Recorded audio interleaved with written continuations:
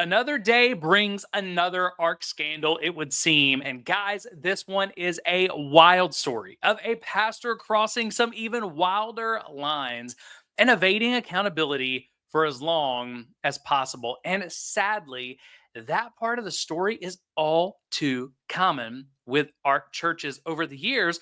But that begs the question, why would one of the biggest and most successful church planting organizations in the world have so many pastors fall to scandal and to moral failure?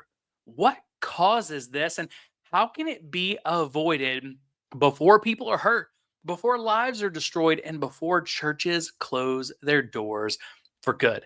We're going to talk about all of that and more in this episode of the Church Disrupted podcast. And this one is sure to ruffle some serious feathers because anytime that we talk about ARC, the Association of Related Churches, or we talk about Church of the Highlands and their founder, their darling founder, Pastor Chris Hodges, Christians seem to come out of the woodwork to attack, to call us names, and to try to discredit us. But maybe this time will be different.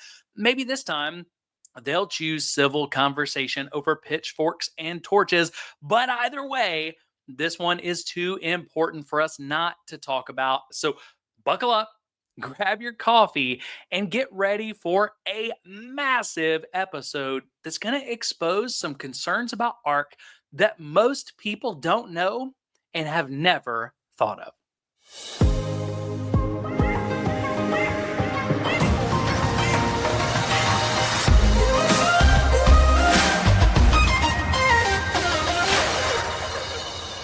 All right, guys, welcome back to the Church Disrupted podcast with your host, Jeff Cochran. And in today's episode, we're going to be doing a deep dive into ARC, the Association of Related Churches. And we're going to look pretty deep into asking the question, why are so many scandals, moral failures, and allegations of spiritually abusive behavior swirling around ARC over these past years? Because there's been a lot of newsworthy items. There's been a lot of stuff that is cringeworthy to talk about. And guys, it's not just about news and podcast episodes. Every single one of these stories has resulted in people being hurt, lives being destroyed, people's faith being impacted in a negative way. So I think when we see things like this happen, and they're happening in a pattern around any specific organization or denomination, I think it's important that we ask these questions. Now, from the very beginning, I am not saying that everything ARC does is bad. I'm not saying the ARC needs to shut down. I'm not saying any of those things. ARC does a lot of good things.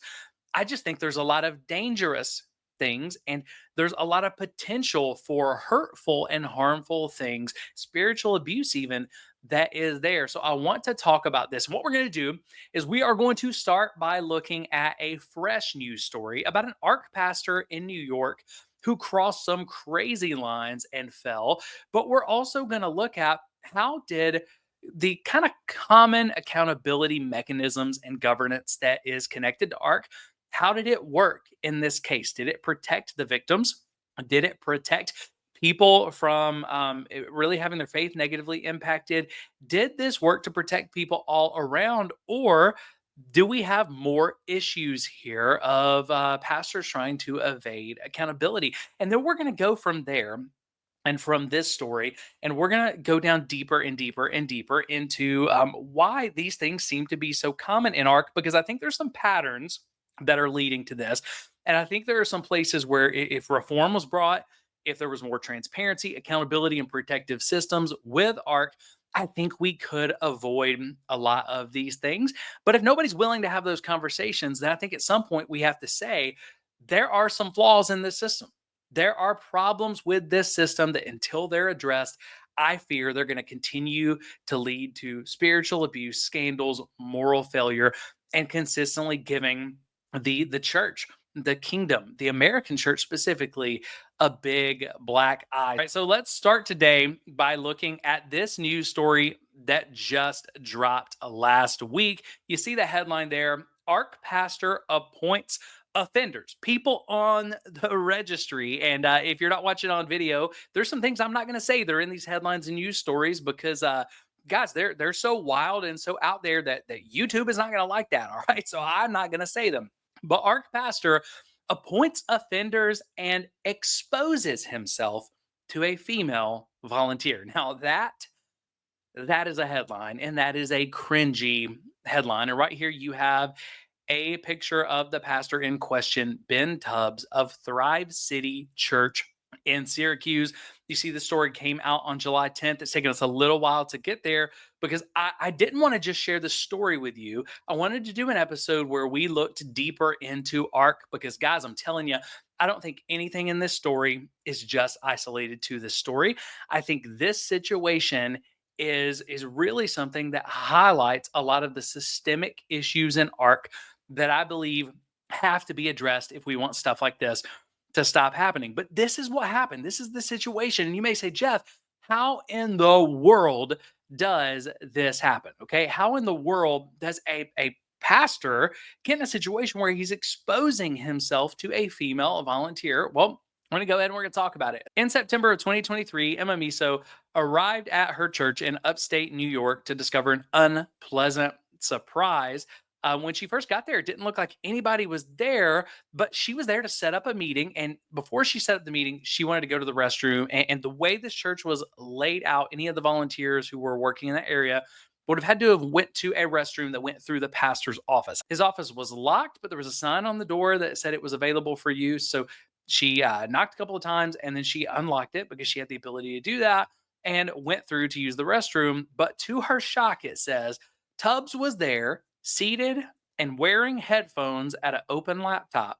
And he hurriedly stood up, but his pants were down and he had one hand on himself. And she said he stood up and started walking toward her fully exposed. So what did she do? She absolutely ran. She ran. She didn't know what to do. And then a few minutes later, when she saw Tubbs in the sanctuary, the only thing that he said to her was in the middle of small talk was, "Hey, are we good?" That's it, right? And then from there, didn't want to talk about this until she pushed and she set up meetings. So by all accounts, now I'm just looking at this as a guy reading this story. If he's got headphones on, he's looking at his computer, he's being intimate with himself, let's just say. And then when she sees him, so it looks like this is someone who is looking at things he shouldn't be looking at. He's doing something that he should not be doing, especially at his job, at a church. Like, this is crazy that he would be doing this at a church as a pastor, but even more so, guys, this is something that would get you fired for doing this at any job. This is not the kind of thing you do at your job. If you're going to do this kind of thing, do it at home. But here we have a pastor who is doing this. But not only when he realizes that he is caught, he doesn't cover up. He doesn't try to walk away. He doesn't say, "Please close the door." He doesn't say, "I'm so sorry." But according to Emma, he stands up and walks toward her with his pants down. Now, again, if I told you this story and I wasn't showing you the article, you may say, "Jeff, are you making this up? This sounds too crazy. This sounds made up." But no, it's not made up. This is exactly what happened. So let's go ahead and kind of talk about this and fast forward. This happens. Nobody ever wants to discuss it. You can read in the Roy's Report article. There's a lot of other things that happen. You have this pastor who eventually starts taking all the security cameras, in the church, and starts basically sending text messages and stuff to this person, to Emma, every time she is in the church, letting him know that she sees him, that he sees her, which one is very intimidating. It's like, I'm watching you. But two, if he has access to all the security cameras and stuff like that, why did he not know? Why was he not alerted that she was in the building when she caught him in the middle of this sinful and compromising situation? But eventually things get too untenable. She doesn't feel comfortable. She doesn't know what to do. And guys, you may say, why didn't she react differently? But I'm going to tell you this. If you've never been through spiritual abuse or religious trauma, none of us know how we're going to react until we are there. Okay. When you go through a significant trauma, especially involved with the church, it's hard to figure out what to do. And you don't want to destroy the church. You don't want to destroy somebody's life, right? She didn't know what to do. She eventually leaves the church, goes to another church, but in talking with people at this church, she realizes through talking to her pastor and other people, okay, I've got to bring accountability to this. There is a problem. So they set up a meeting, and this is what we're going to listen to today. We're going to listen to a couple of meetings where you can hear people who did not realize they were being recorded, being more honest than they would be in a normal interview setting. And guys, there are always people who say, I hate these secret recordings. Jeff, when you guys play them, it just seems underhanded that you would secretly record someone. Well, if you are in a one party recording state, I recommend that you do that. You got to check the laws where you're at. But guys, here's the deal. A lot of the sin that we've exposed, a lot of the spiritual abuse that we've exposed over the years, we wouldn't have known if it wasn't for these recordings, because often these leaders paint themselves very differently and behave and say the right things in public, and they make whistleblowers look crazy. But when you hear some of the things they're saying in private, you all of a sudden realize, oh, there's a dark side here. There's a shadow side here. These leaders aren't always what they seem. Okay. And if a leader is what they seem, I'm just going to tell you, I don't have a problem if somebody's recording a conversation with me, because as long as I'm acting in the right way, then there's nothing that's going to come out of that that is going to be an issue. So she ended up coming back with her pastor and another friend having a conversation. The first one we're going to listen to is having a conversation with who eventually became the interim pastor, but is also an ARC coordinator. This is the person who helps plant churches in this area and the person who talked Pastor Ben Tubbs into planting the church. The second interview that we're going to hear is one that happened before that, and that's going to be the first kind of conversation that Emma had with one of the overseers of Thrive. But you're going to see why we're starting with one of the final conversations and then going backwards, because you're going to see a lot of the issues here. But man, this conversation with the overseer has a lot of red flags. This is a person who should be protecting the church. This is a person who should be holding the pastor accountable because of his misconduct and his sin. But in a lot of ways, it doesn't look like he's interested in holding him accountable at all. And then we're going to hear just the beginning. This is a much longer recording, guys. There are hours of recordings. They're all linked in the Roy's Report article if you want to listen to those. We're just going to hit the highlights. But I'm going to play you just a little bit of the meeting that the overseers finally had with the church when Ben was removed, when this pastor was removed from ministry at this church finally. And we're just going to talk about, hey, how did it get there? Because there's some Easter eggs and breadcrumbs, not only about the situation, but shed light on some red flags in the ARC systems that I believe are in these interviews. So we're going to go ahead and we're going to look at that.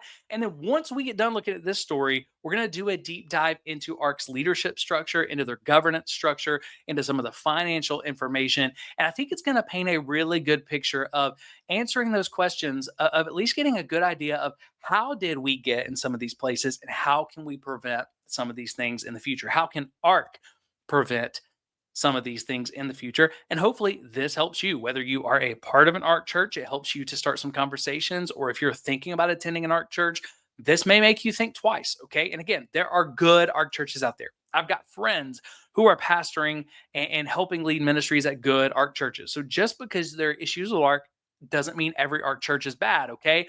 But this, if you're thinking about going to an ARC church, you're at one, this can inform some better conversations to make sure that your church has systems in place, accountability and transparency systems in place that a lot of churches don't. So here's kind of the timeline of what happens. In September 2023, you have Emma walk in on her pastor, finds him in sin, and then not much else is said. She eventually ends up leaving the church. Her new pastor and some leaders at that church encourage her to pursue accountability with this, because this needs to be dealt with.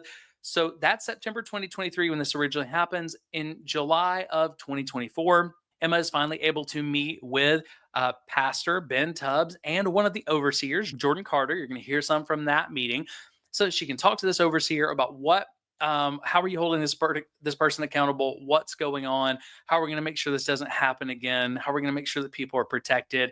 So that's July 30th. Then on August 4th, the very next weekend, this pastor preaches on the stage, weaponizing his pulpit about the Apostle Paul's redeemed life. And he encourages the people in his congregation to give second, third, and even fourth chances after failure. And guys, again, from my perspective, this is a completely weaponized pulpit just to try to get ahead of his sin potentially coming out. Then on August 12th, the next weekend, the overseers all come in and hold a congregational meeting. And that's where they tell the congregation about the sin, about the incident, but they also tell the congregation about some more stuff. Because again, guys, I said this is wild, it gets worse. That's where they tell the congregation that they found out that this same pastor had appointed offenders on the registry. He had appointed two people, a couple, he had appointed them not only to a position of leadership, but they were the people in charge of doing all the background checks on people in the church to protect kids. Let that sink in for a second. But after all of this that's going on, they only wanted for him to take 6 weeks off, guys. Take 6 weeks off, go to counseling, and be restored to ministry. That's all they wanted to do. But instead, he refused. He refused the laughable discipline that they were offering, and he ended up resigning. Okay, so that's kind of the timeline. That's what happened. But now I want to go back and I want you to listen. After the new pastor was put in place, the interim pastor, Will Hampton, who was also the art coordinator in the area, the guy who talked this original pastor, Ben Tubbs, into starting Thrive City Church to begin with. Okay, we're going to listen to a recording with Emma and him. And of course, Emma took multiple people with her because some of the other meetings had not gone well. She had received a lot of backlash from people in the community who are blaming her for destroying this church, who were blaming her from hurting a good man because she came forward with this stuff. So she brought some people with her. So you're going to hear a lot of different voices here. But I really want to focus on the things that come out of this and some of the things that this ARC coordinator, the person in charge of helping churches plant in this area with ARC, some of the things that he said are pretty damning and pretty darn concerning to me. Okay, so let's go ahead and let's listen into this recording together. Environments where there's no guardrails, as human beings, they're going to go outside the guardrails. And I think that the guardrails were not there for him internally and apparently not externally very well. He built for himself. I get 100% lack of accountability. Yeah. There's a All right, so the person that you just heard speaking right there is Will Hampton. Okay, so the person who started speaking was, I believe, Emma's new pastor, and he talks about there's lack of guardrails. But when Will speaks, he doesn't say, no, you're wrong. There were guardrails here. Will says, no, absolutely. He 100% built for himself and 100% lacked accountability.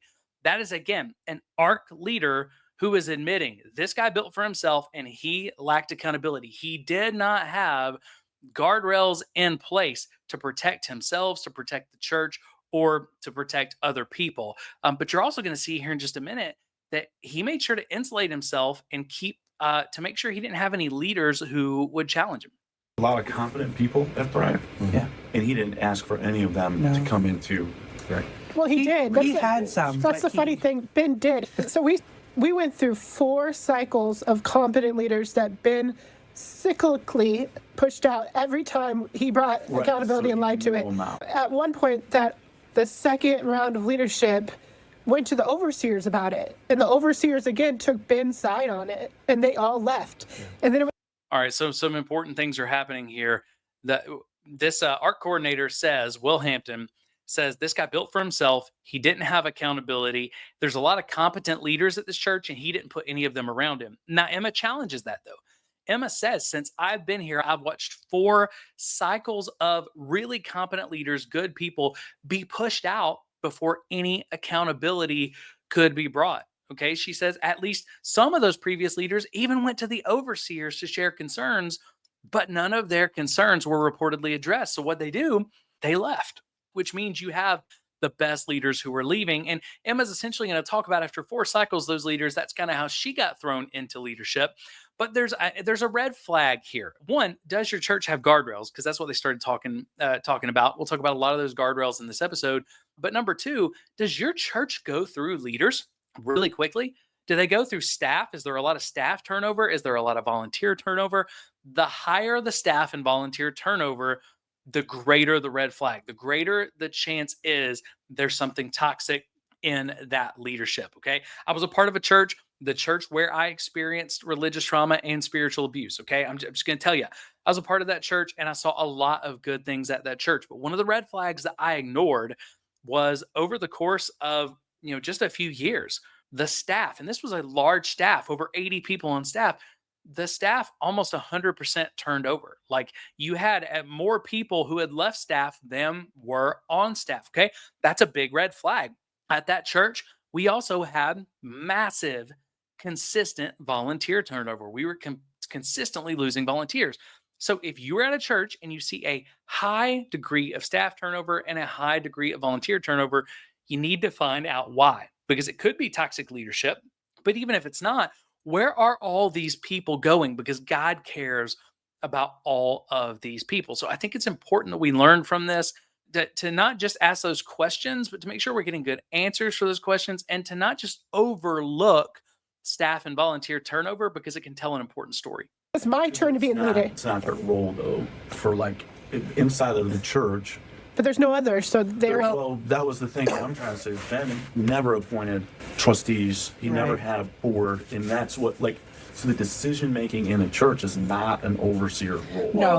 All right, so let's go ahead and let's talk about that for a second, because there's some really big things there. According to this ARC coordinator, he says that accountability and holding the pastor accountable in that situation, or answering when leaders say, hey, there's things that are going wrong here in the culture, he said that's not an overseer role.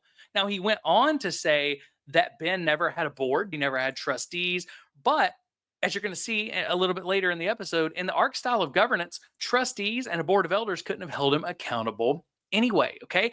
They could only appeal to the overseers in that kind of a situation, because ARC has already admitted, you're going to see this a little later on, ARC will admit, and people around ARC will admit, okay, that in this form of governance, the trustees don't really hold you accountable to these kind of things.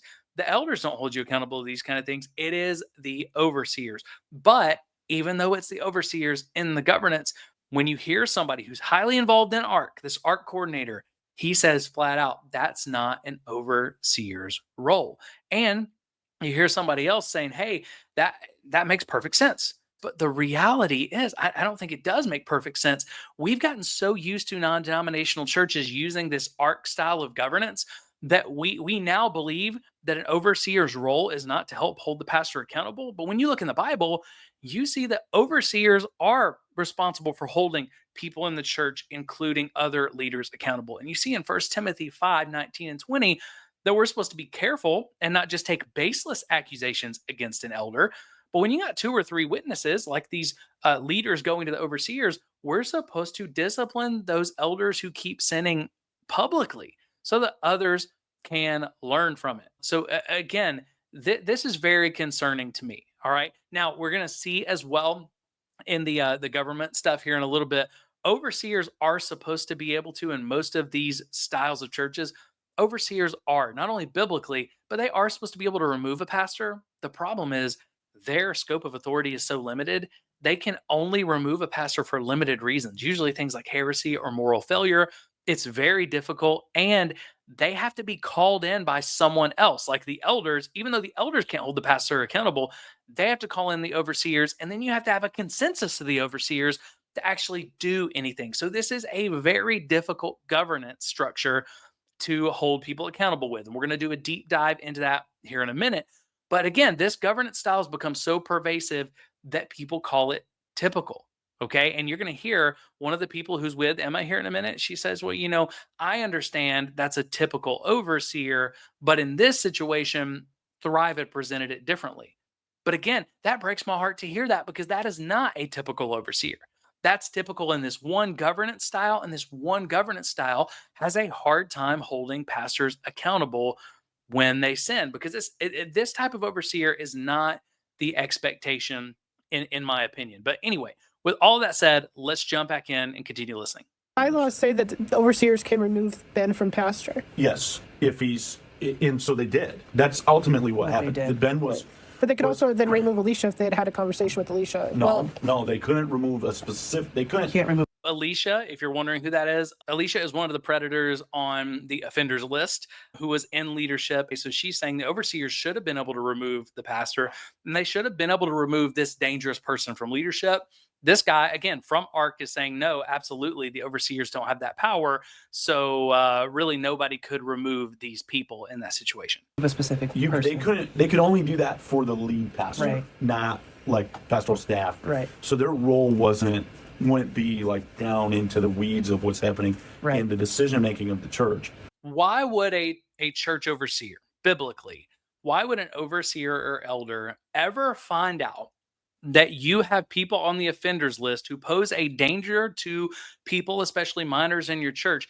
If they found out they were in leadership, why would they not remove them? Okay. If your governance structure doesn't allow an overseer to do that, there is a problem. And I think in that situation, you need to find another church because that's hyper dangerous. That should be the trustees And elders. And even then, the trustees, I think, are limited in the Constitution and bylaws to like financial matters.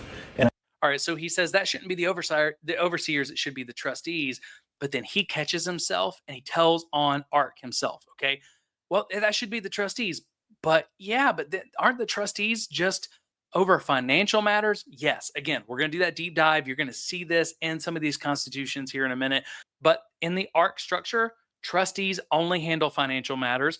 Elders are only handling spiritual matters, and overseers are the only ones that can hold the senior pastor accountable, but only the senior pastor and only in limited circumstances. So, do you see the problem here? There's 3 layers of church governance, yet nobody can hold the senior pastor accountable hardly. And even when they do, none of them, they can't even agree on who has the ability to remove a dangerous person and predator from their midst. This is a massive problem. I think the decision making process inside of the church would be what Ben.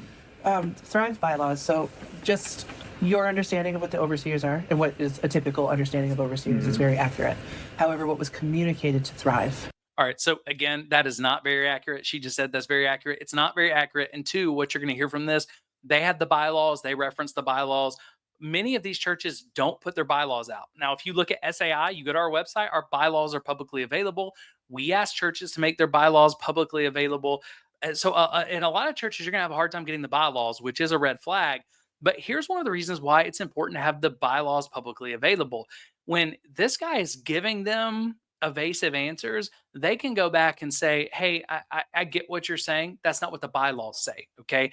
And when you have the bylaws, it is really hard for people to just take you on a winding road and evade accountability, because the bylaws should say exactly what that accountability looks like.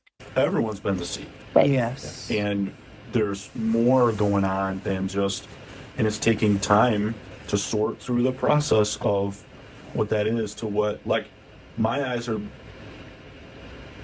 becoming more and more open to how much I helped Ben decide to plant a church. He's very charismatic, so it's easy to like, Yeah. easy to. All right, so let's just talk about that real quick. Again, this art coordinator says, I was deceived. Everybody was deceived. And then, of course, Mary, the person who was with Emma, says, oh, well, Ben was charismatic. He was likable. It was easy for him to deceive. Guys, this is a common problem in the church today, and this isn't just an ARC problem. But because we have put so much of a priority on people's gifting and on people's ability to teach and on people's charisma and on all their different gifts, we have kind of bought into this celebrity culture that if a person's charismatic and likable, then we easily get deceived by them. And we have to understand almost all of these pastors that have fallen, been spiritually abusive, and caused a lot of damage, almost all of them were charismatic and likable. You can be a charismatic and likable person and still do heinous things. So it doesn't matter how gifted a person is, how talented they are, how charismatic and likable they are. We have got to make sure that we've got systems of accountability in place in our churches, or we're going to keep experiencing these same things. They're not going to go away if we don't do anything different. But let's go ahead and let's continue to listen, because there's a lot more they're going to say in this recording. Having some kind of training on trauma response in a ministry is valuable. I'm guessing you don't have that under your belt because most pastors don't, honestly. Yeah. But being able to bring someone in to speak to how do we deal with a traumatic situation that happens in the church? And I know the word trauma is a buzzword and has been misused, but in the sense of how it impacts people, how do we address those who have been the victims? And she's 100% spot on here. Okay. She's talking about, hey, trauma informed training, having a trauma informed staff, having trauma informed pastors, having trauma informed overseers and elders and trustees would really help here. I know it's not common, but it would be really helpful because we're re traumatizing people in the way that we're responding. And guys, if you look at the Safe Church Pledge on our website at spiritualabuse.institute, if you look at the Safe Church Pledge, that's one of the things that we ask pledge churches to do, is to provide trauma-informed training for your staff regularly, okay? And so many times we are scared to have the conversation about understanding trauma in the church. And it's like we don't want the church and psychology to mix. So out of our own ego and pride, we don't want to hear anything about that. And then we just completely re-traumatize people because we don't understand not only their trauma, but we don't understand how our own trauma actually comes to work with us and how it affects the way that we respond to people. So I just want to encourage you, if you have any sort of influence in your church at all, if you're a staff member who's listening, if you're a senior pastor, if you were an elder, an overseer, trustee, doesn't matter. If you have any sort of influence, even if you're just a volunteer, would you ask your church about that? Could we do a trauma-informed training? Can we be trauma-informed so that we make sure that we are best caring for people and shepherding people in our church? If you have other questions, you talked about like doing a safe sanctuary thing, and you're talking about like the training for children's ministry and just show me. Like I can't send. I am with no good confidence could recommend Thread yet. Well, so we did install there's a safety team, and everyone's been re-background checked. Okay, That's because Great. every single we're not having kids go into the environment when Phil and Alicia were responsible for background checks. Like no. So we went through and we made every kid's worker I'm sorry, redo. they were responsible for the background check as well? So I did not know that. Ben tried to say they weren't, but I talked to other people and that was happening. Like she had taken on the. All right, that still burns my grits every time I hear this. But I want you to think, and again, we're going to talk about this governance structure here in a little bit, but this kind of system is supposed to have siloed experts. That's supposed to be one of the strengths of the system. You have trustees who are business and financial experts, okay? You have elders who are shepherding and pastoral care experts. You have the overseers who are like church growth experts, but in that system, there's no trauma-informed experts. There's no people who are skilled in investigations or accountability when something like this comes up. So if you're siloing into expertise, but all you have is business, church growth, and then a little bit of spiritual, there's still going to be a lot of guardrails that don't exist. And a church with no guardrails, guys, it's like putting a toddler on a motorized bike with no training wheels. Okay. When you do that, when you have a church with bad governance or with no guardrails, an accident is coming. It's 100% coming. The question's not if, the question is when and how bad.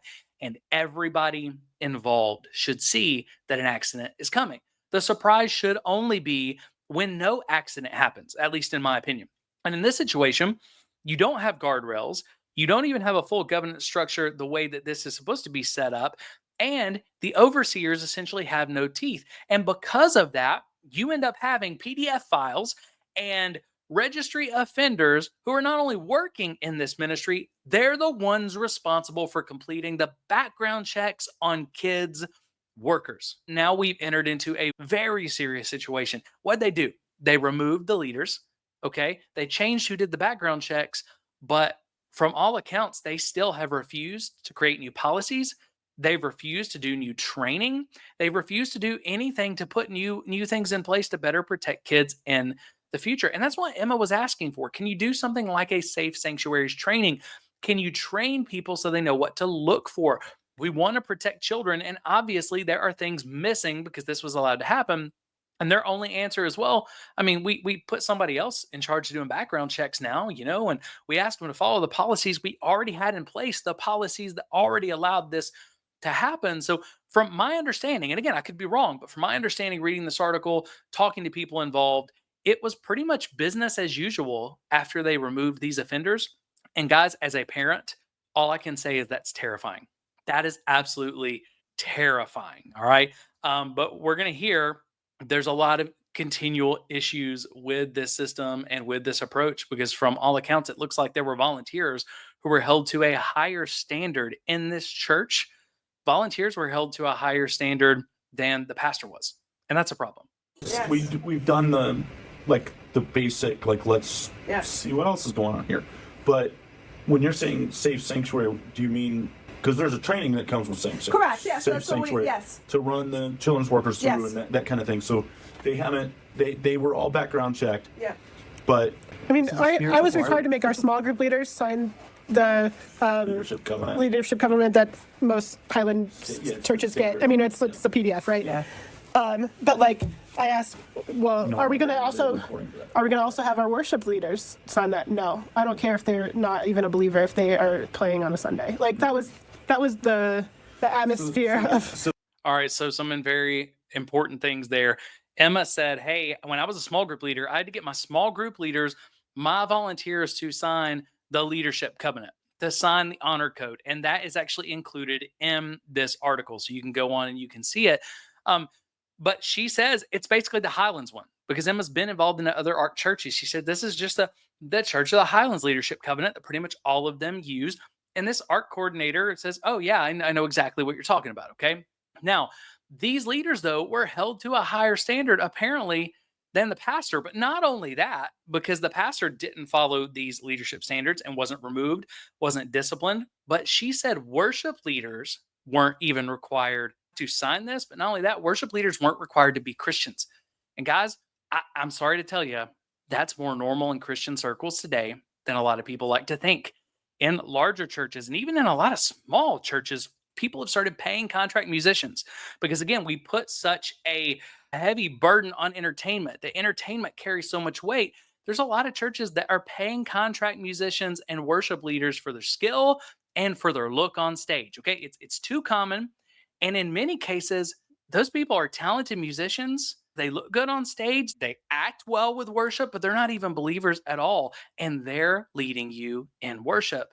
I don't know about you, but that is a problem. And I've seen that not only in big mega churches, but I've seen that in some small churches of under 200 people. Okay. So, do you know if your church is paying contract workers? And again, if they're paying contract musicians, I'm not saying that's necessarily bad. I do think it's something you should know.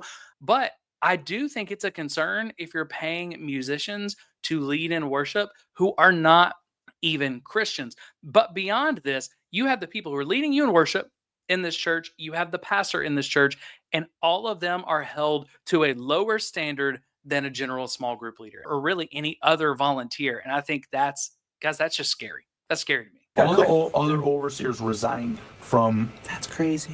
the thing, because really the way the overseers are designed is as a relationship with Ben. Ben More or picks less, them yeah. as overseers.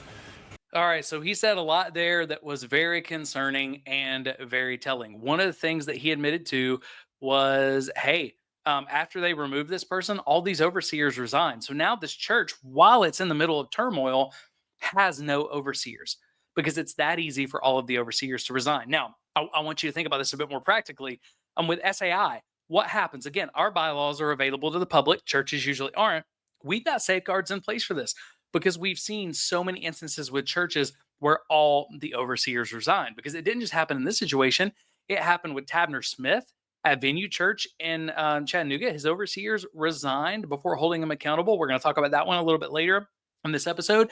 It happened with Dr. Michael Brown's board, the board that was commissioning the investigation and everything else. By all accounts, I don't think any of them are still on his board, and we don't know whose board is. So because of that, we put guardrails in place at SAI. Do you know what happens if our board all resign? If at any point our board all resigns, it automatically dissolves the organization, and there's nothing that I can do to stop it. And because I'm not a voting board member, I don't have any say so. If they want to give an indictment on me and they want to stop SAI and say you have no legal ability to do anything, they all resign, and we have a legal responsibility to dissolve the organization. And I can't do anything to change that because I can't install any new board members. Okay. So there are guardrails in place. But these overseers all resign. But did you hear this? This ARC coordinator said something else, someone in high leadership with ARC, that I thought was even more damning. He said overseers are designed to be really relational with the pastor. And he essentially explained that overseers are handpicked by the pastor. They're handpicked people that the pastor already has relationships with. Okay. So let me ask you this question. How in the world is that accountability? How do handpicked people that you already have a relationship with and you fill your overseers with that, if those are the only people who can hold you accountable, how is that accountability? How are they going to do that? And the answer is, I don't think it is accountability. A board should be independent because when you are just picking your friends they're not going to hold you accountable, or it's actually just really unlikely that they're going to hold you accountable. So they all resigned when I became the Intern. because I don't. You don't on Thursday. So as you have influence in ARC, it seems like as a coordinator or the regional coordinator, is there any benefit? I know, so I understand the ARC process that each church is its own entity. ARC is not overseeing any church. Correct me if I'm wrong. Now, let's talk about that for just a second. ARC says that constantly when you go to find a church on their website, they've got disclaimers there. And that feels to me like it's just legally trying to distance themselves from it. That they say our churches are autonomous. We have no ability to hold them accountable. Yet you're going to see that the majority of these churches, it looks to me like they're running ARC systems, ARC governance, everything else. So if ARC really wants to stop these scandals, I think they've got to stop hiding behind that and say, no, we're gonna act with a bit more accountability. And if they're going to be an ARC pastor and an ARC church, we're going to do things to hold them accountable, because what they're doing right now, that just standoff, we can't really do anything, is not working, because they're also teaching them to operate in a system that is very low to no accountability. Is there any way of like this being a great learning thing for their training of pastors, of like, because they obviously went through this? No, I'm sorry. You don't even You're want like, to look into ARC. We've been looked at. We know. So Yeah. We're in dark. one, this. All right, so let's just stop right there. I thought that was a good question. I thought that was a question that they should have expected from Emma at this point. I love that she asked this question. Is there anything that ARC can do? And she's talking to someone who is a fairly high-level leader with ARC. Is there anything ARC can do to help stop these scandals? And guys, the answer was a resounding no. His answer, did you hear that quote? You don't even want to look into ARC. And that's someone who's highly involved in ARC and responsible for getting people to plant ARC churches. You don't even want to look into ARC. And he's going to say some things here in a minute that are even wilder. And this, I believe, is some of the most damning things that you are going to hear about ARC, because they're coming from somebody who is involved. And because he didn't know he was being recorded, he's being candid, he's being honest. And now you're hearing that even a lot of these people who are highly involved in ARC, they have problems with the way ARC is being ran. So let's just continue to listen, because this is crazy. Some of the things that he says, but I also think they're probably true. This is the downside to non-denominational. Yeah. The pastor becomes king. The pastor becomes king. In ARC churches, in non-denominational churches, he says the pastor becomes king, and nobody fights him on it. Do you hear the whole room? Yeah, they do. As a pastor for 17 years in big, small churches and everything in between, I'm going to tell you, in a lot of these non-denominational churches, I said the same thing. Yeah, they become a king. But this is somebody who's in it, who's admitting they become a king. And guys, there are big problems when a pastor becomes a king, because nobody can hold a king accountable. Yeah, for sure. And there's no denominational. No, Jesus. Yeah, and there's no denominational oversight. No oversight, like- just training of like But- what good practices or So they're doing this thing inside of ARC now where they have like retreats. Right. They're trying to get guys, because here's what ARC has done. All right, so let's talk about these retreats real quick. What does that mean? ARC often does retreats to restore fallen pastors. They've even been building a retreat center to help restore fallen pastors. So he says one of the things they're doing is they're doing these retreats, but they're doing retreats to restore fallen pastors, it sounds like, rather than providing better accountability and vetting for pastors before they fall. Okay? That's what it sounds like from everything that I know and the recording. I would much rather see ARC invest in better accountability up front, better vetting up front, rather than putting all of this money and effort into just restoring fallen pastors. Because as you're going to hear from this guy, we're basically trying to fix this after people have fallen down the cliff. And that's not working, because people just keep doing it. Then we restore them and put them right back in. And some of them are doing it again. We got to do something different if we want different results. Yep. I mean, Yeah. So sorry, I get what here's the thing. It's still here, no matter what's happened is all these ARC guys, the things grow too fast. Sure. The weight of the pressure, Absolutely. and their integrity, they can't handle the weight. Uh-huh. So like if you build a house on a foundation with cracks, the house can get big until the pressure on the foundation exposes the cracks. Absolutely. All right, so let's go ahead and talk about that, because again, there's so much there. He said, and I quote, all these art guys, the things grow too fast. And because they grow too fast, he said the weight of the pressure of that growth, their integrity can't handle the weight. And I think we've all seen that. We've seen pastors whose gift couldn't handle the weight. Okay. They were gifted, but they didn't have enough integrity to handle the weight. And what this guy is saying is, hey, the system works and it grows so fast that they cannot handle it. This is the problem. And he said it's not just the problem with some of them. He says all these ARC guys. So this is someone from inside of ARC who is saying this is very, very systemic. And now he's going to continue talking about this growth pressure, and you're going to start feeling kind of this pressure and why this pressure cooker of a system is pushing so many pastors to failure. Didn't know how to grow a church as fast. So you had this process of refinement. You couldn't have the big presto church in a box explosion growth thing, because so now you add to that the pressure of growth. So if somebody's like, That comes from ARC 2 of like a huge launch, correct?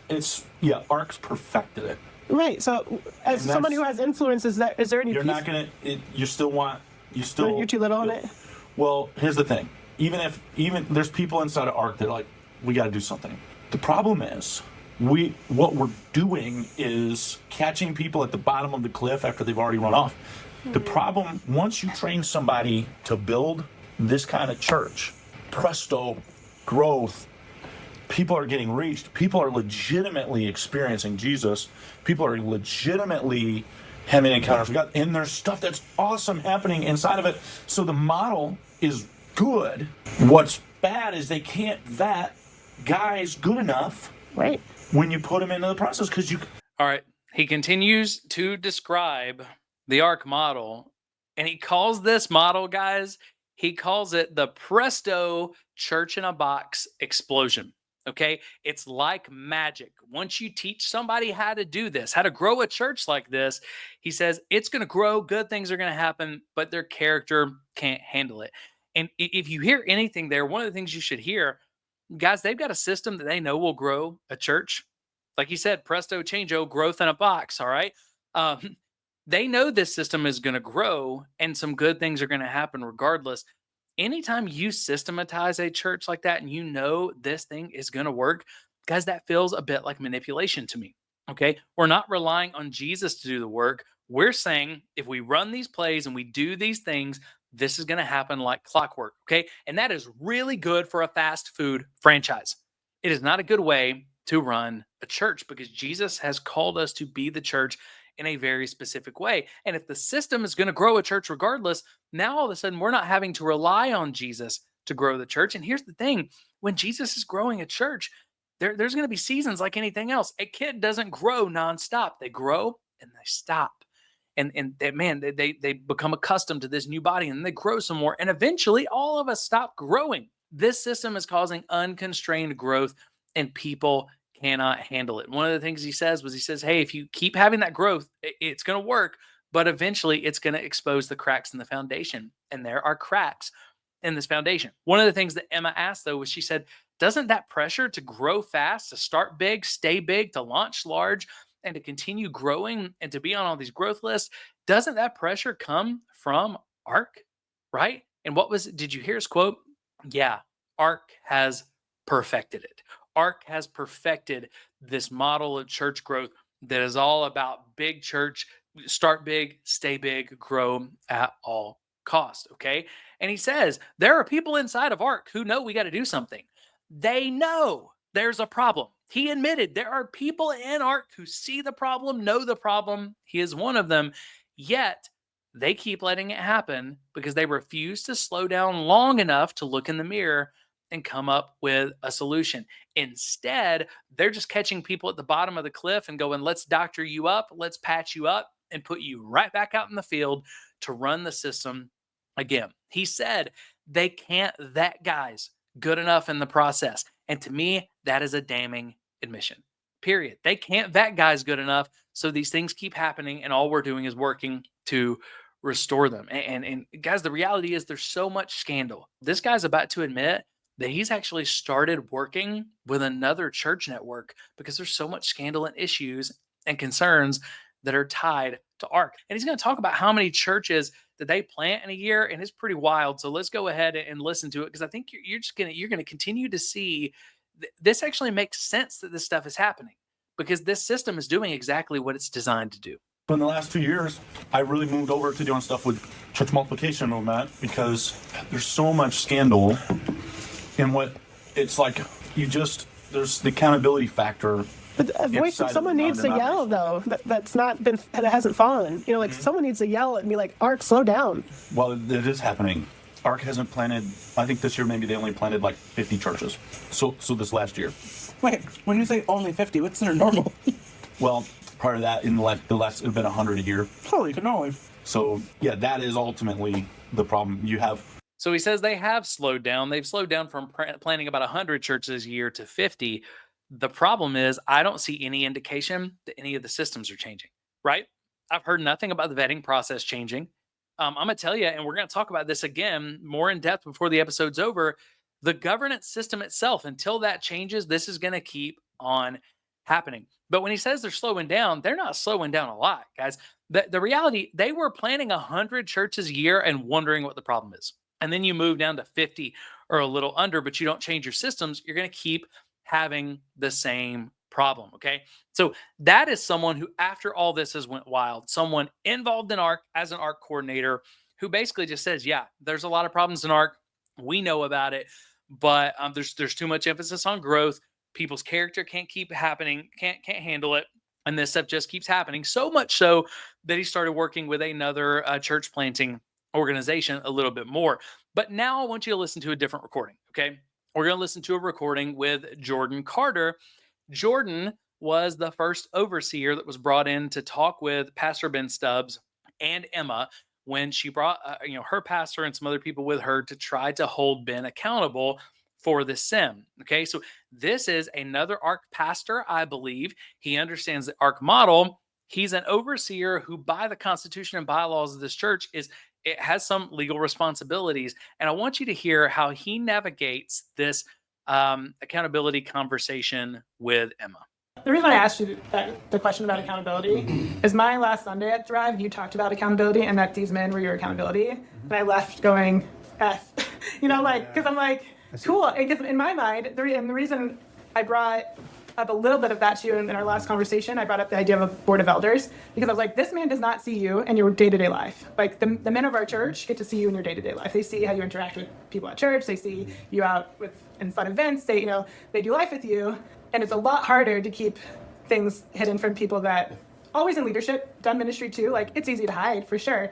But like when I heard like you speak to the church about accountability and like these overseers being your accountability, I was like, cool, and so like that's why I asked what accountability looks like, because in my mind, so far, it has. All right, so here's Emma's concerns.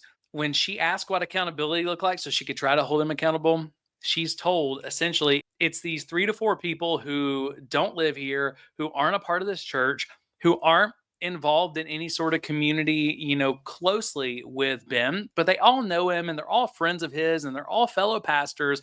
And so if you are the victim in this situation like Emma is, you got to go to this board of people you don't know who are buddy with your pastor, and they have people on their boards who do the same thing. So they want to protect him the same way they want to be protected. And you go to these people who you have no reason to believe that they're going to be for you or they're going to be for this church rather than being for the pastor. So she literally said, when I realized this is how the accountability was, I was like, oh man, we're screwed essentially, right? I don't know how anybody is going to actually hold him accountable. That was the concern. Let's hear how Jordan answers that concern. Well, different churches have different what's called church polity, which is their church governance and accountability. Sure. Some churches have a board of elders. There's many drawbacks to that, and there's a lot of pros to that. And again, we can keep someone accountable to what we know, and by the way, let's just talk about that real quick. Elders are biblical, okay? There's a lot of different ways that churches flesh out what an elder group or an elder board looks like in their church, but elders are biblical. So we can say there's problems with how we do it, and I would agree, but the idea of church elders are biblical, and we need to have those church elders. I can also tell you that probably a lot of the men in this church, if they were elders, they may not have seen this either. Well, also we've been... They may not have seen it, but let's ask this question. Would Emma have felt more comfortable going to peers that she knows that see all this, that care about the church and care about her as well as Ben, rather than strangers who were his friends? I have a feeling she would have felt more comfortable going to them than complete strangers. Brought in before, actually all the overseers came in and had a conversation with you and some of the other core leaders about some other things that were going on. Sure. This is not the first time we've been activated for accountability, and that's why we're there. And that's also why a lot of the overseers are in town. I'm the main one. All right, so a couple of things have popped up so far. One, she sits down to have this conversation with the overseer about the issue and about her accountability concerns. Like I just have, I've struggled. I've been kind of scared to have this conversation because there are accountability concerns. And what does he just admit? One of his reasonings for, oh, we can handle this. Remember, the overseers have been brought in before. It sounds like from the way he's describing it, the overseers have been brought in multiple times. So it makes you wonder how many red flags were ignored previously because of this pastor's gift and in the name of church growth. He said, this is not the first time that we've been activated for accountability. Okay. But it sounds like even with those other leaders within the church leaving because they went to the overseers and nothing happened, this isn't the first time, or it sounds like even the second time that these overseers have been activated for accountability. But it does sound like nothing has been done. Nothing significantly has been done before. So if they had paid attention to these red flags the other times they were activated and actually held this pastor accountable, then maybe, just maybe, we don't get to this place. But instead, we do, and it doesn't sound like, as you hear the rest of this conversation, like they're interested in actually holding him accountable today either. That's here. So I think what was hard that she voiced was she didn't know who to go to. She didn't necessarily know the overseers. Right. yeah, Right. And She brought to me that it was hard to bring this to anybody because she doesn't know Oh yeah. Well, this is hard to bring to anybody. Period. the overseers. This is very right, and then but on top of it, I've met you once in my life. Yeah. I've met the black man once. Cyrus. But yeah, I mean, this topic in general is not a fun one to bring up. Oh, no, no, And- Emma, right, I know no, that. I know you get that. I mean, but All right, so let's go ahead and talk about that real quick. She's sharing her concern. She's being honest, and she said, I didn't know who to go to, right? And they're honoring that. Okay, that makes sense. You got this concern. I had this pastor do this thing that is wildly wrong. I'm totally shocked and scared, and I don't even know who to go to for accountability. Do you know who you can go to for accountability in your church? Do you know who holds the pastor accountable? And do you know those people? Do you have access to those people? It's an important question to always ask. And then she said, when she found out who the overseers were, now she knows kind of who to go to, but does she feel comfortable talking to strangers about such a hard thing? This is hard to talk about with anybody. It's even harder to talk about with complete strangers. Okay, so this was her concern, and I think it's a concern that we should share in most of these churches. It's important that you know who holds your pastor accountable. Do you have good access to them? And would you feel comfortable sharing something really hard with them while you're in shock because a pastor that you believed in had this moral failure? Okay, because the reality is, if any of us believed our pastors would do this, or we believed our pastors were capable of this, then we probably wouldn't be at that church. So this is always going to come as a shock. And it's important that in a really hard, shocking situation like that we have someone that we feel comfortable going and talking to. this going to be discussed among the other overseers? I have to talk to Ben about some things after this, and then we'll see. But I promise you that it will.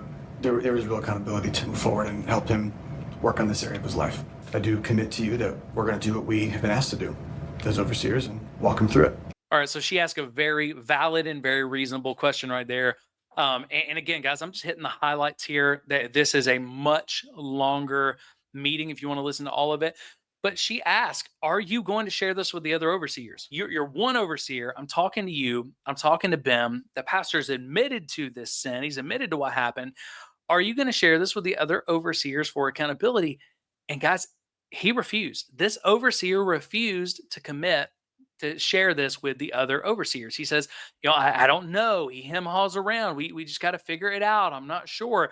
The only thing he would commit to, and I quote, just listen to what he actually committed to. I commit to you that we'll do what we've been asked to do as overseers.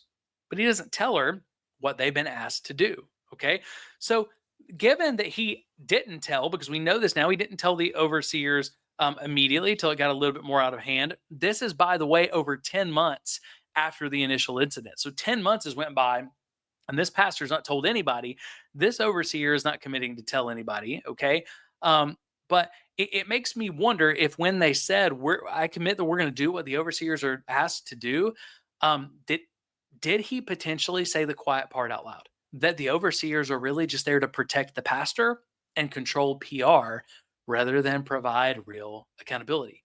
Because I can't say that with certainty, but it makes you wonder. And we've seen too many of these situations where it seems like the overseers are very slow to hold a pastor accountable. And it makes you wonder, are they only holding them accountable when they have no other choice? So, again, this guy listened, right? But he listened seemingly not to bring accountability or healing, but to placate Emma. And you're going to hear him talk about that here in just a second, because he's going to talk about trying to get her closure. And it feels like the only reason he is listening is to get closure so that Thrive and this pastor and he and everybody can just move on. And that's all too common of a move, but it's also dangerous. So let's listen back in. Is there anything else that you need from me or this conversation in order to feel like there's closure and that we can move forward?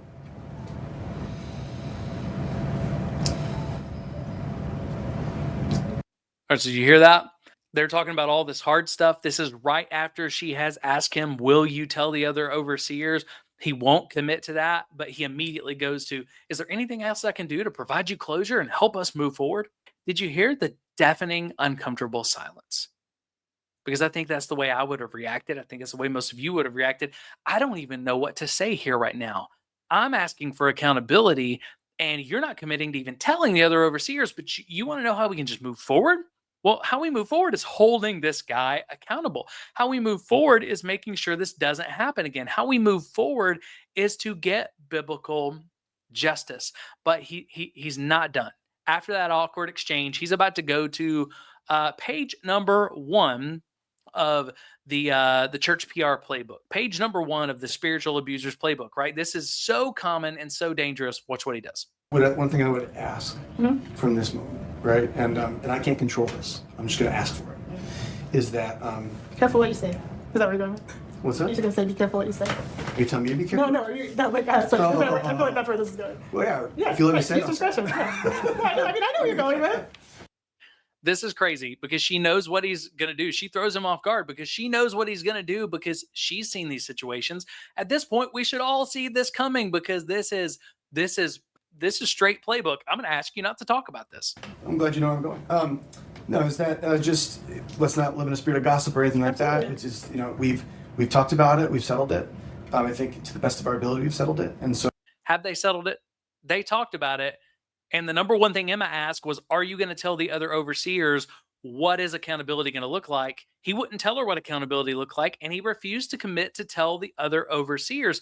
But then he says, we've settled it. That's straight up gaslighting, trying to make you think that you are crazy because you haven't settled anything. You've still got crazy concerns, but he's going, let's move forward. We've settled it, and don't tell anybody about it. So I think for the sake of all things being well, hopefully we can move forward from this and not outside of me and the overseers I choose to bring into this piece of it. And don't talk to anybody outside of me. And did you hear what he said? Don't talk to me. Don't talk to anybody about this outside of me and the other overseers that I choose to bring into this.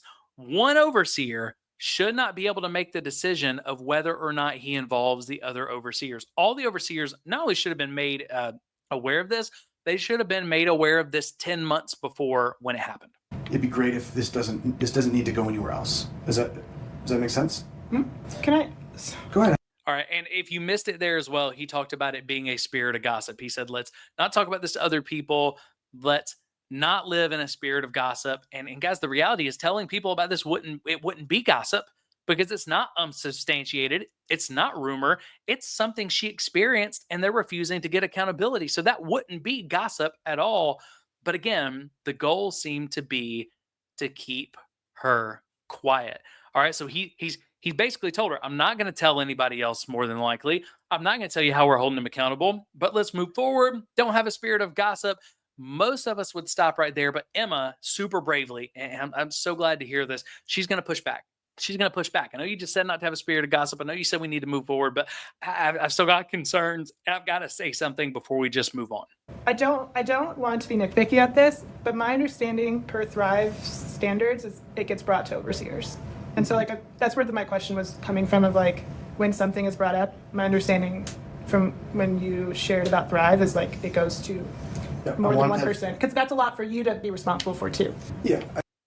Now she's handling this well, but again, it takes such bravery to say, hey, I know you just gave me a load of crap and made me feel guilty if I push this or talk about this at all, but what Thrive standards are, what the pastors have told us, what the bylaws say, at this point, this kind of thing should be brought to everybody. And I appreciate that she pushed against it, but let's see if he's willing to receive this. It comes, well, I want to have this conversation first to see what transpired, right? And then from this, me and him are going to talk and see what's the best next steps of action with the rest of the overseers that are involved. I'm one of the more involved ones because I'm here, so that's why I'm more direct. But he also has a pastor who we're probably going to bring in to this. But yes, Julie? 10 minutes. Okay, thank you. Don't you just love that interruption from what sounds like his assistant knocking on the door and, hey, in 10 minutes, you got another meeting, so we got to wrap this up. You're sitting with a trauma survivor. You're sitting with someone who went through something with his pastor that they should never have to go through, but 10 more minutes, got another meeting. Have you not got closure yet? It does not sound like this meeting was open to just listen to her and pursue healing. So yeah, there will be that, but just it's there, it's present. That's why ARC has this in effect, these things. So far, all he's done, and I don't know if you're hearing this the same way that I am, but the way I'm hearing it is since she pushed on that and asked about this, all he's done is hem-haw. He said a lot of words, but said a bunch of nothing. But then he says, essentially, you just got to trust this. This is why ARC has this in effect. This is why ARC has this in effect. Well, if this is why ARC has this in effect, but you're not even going to tell the other overseers, then it sounds like ARC has this in effect for the wrong reasons. Why wouldn't it be brought to more overseers? He doesn't even know what to say. He says that's why ARC has this in effect. So she goes, okay, then why would it not be brought to more overseers? Why would you not use these ARC systems to protect the church and hold people accountable? And did you hear him? Guys, a lot of times these pastors and overseers, they're not used to somebody pushing. And Emma's been through a lot. She doesn't want to do this, but she's also not just going to go away quietly. She's pushing for biblical accountability. She's pushing for people to do the right thing. And he almost doesn't know how to handle it. Something I'm going to disclose because I really need to talk to him and see what some of the bylaws are. I haven't looked at all that, so I just want to see. That's all. I'll just give you a piece of... The overseer just admitted he doesn't know what the bylaws for the church are. He's overseeing this church, but he doesn't know what the bylaws say. That's a problem. It will. Okay, We'll talk to them about it. The bylaws say that it's brought to more than... Sure. I just don't want to commit to something that I don't know if we can do yet. That's all there is. All right, so the pastor at the center of this says, oh yeah, we'll talk to them. I think it makes sense why Emma doesn't really take that or believe that at all. Okay, he's saying, oh yeah, we'll talk to her. We'll talk to him, but she's lost trust with him. But now the overseer is saying, hey, she says the bylaws say that you would take it to them. And he's like, yeah, but I don't want to commit to something I'm not sure about. He's hell or high water. He is not going to commit to take this to the other overseers. It sounds like his goal is not to take it to the overseers unless he has no other choice. No, I'm doing it. But now he's saying that, we'll probably do so. But just know that there's accountability. Okay? Yeah, I think you're going to have to. I know, because I don't get to be part of this process, which is fine, but that's... But just know that when other things have been... So he basically just says, hey, I think that's what it's going to be. And you're just, that's just what it's going to have to be. And she kind of says under her breath, so I'm just going to have to trust you. Well, yeah, I think it's what it's going to have to be. You're just going to have to trust that there's accountability. We're not going to tell you what it is. We're not going to tell you that we're going to talk to the other elders. You're going to have no proof that there's been accountability. You're just going to have to trust that we're taking care of this and we're going to honor God in it. And guys, that's not okay. When there is sin and stuff like that, what does Scripture teach? 1 Timothy 5:20 does not say an elder who keeps on sinning, make sure that only one person holds them accountable in private and then restores them. Don't tell the church what is going to protect their reputation. Don't tell the church what's going on. Just, tell them they got to trust us and trust the process. No, 1 Timothy 5:20 says, an elder who is sinning rebuke in front of all so that others will fear, basically engaging in the same sin. So, man, at some point, we just got to do what Scripture says and believe Scripture instead of making all these insulated systems to just continuing to protect the bottom line. Brought before, we have met and dealt with them to the best of our ability, including with you yourself. Hey, come on, you got to trust the overseers. We've been here before. We dealt with things to the best of our ability. And Emma's basically saying, yeah, and basically you've done nothing all of those other times. So all I can trust is that based on your track record, you're going to do nothing again. So, so that's all I can really bring you closure on that piece of it. But there will be that. All right, so he talks about closure again. Why does he keep talking about closure? Because what he wants to do is move on.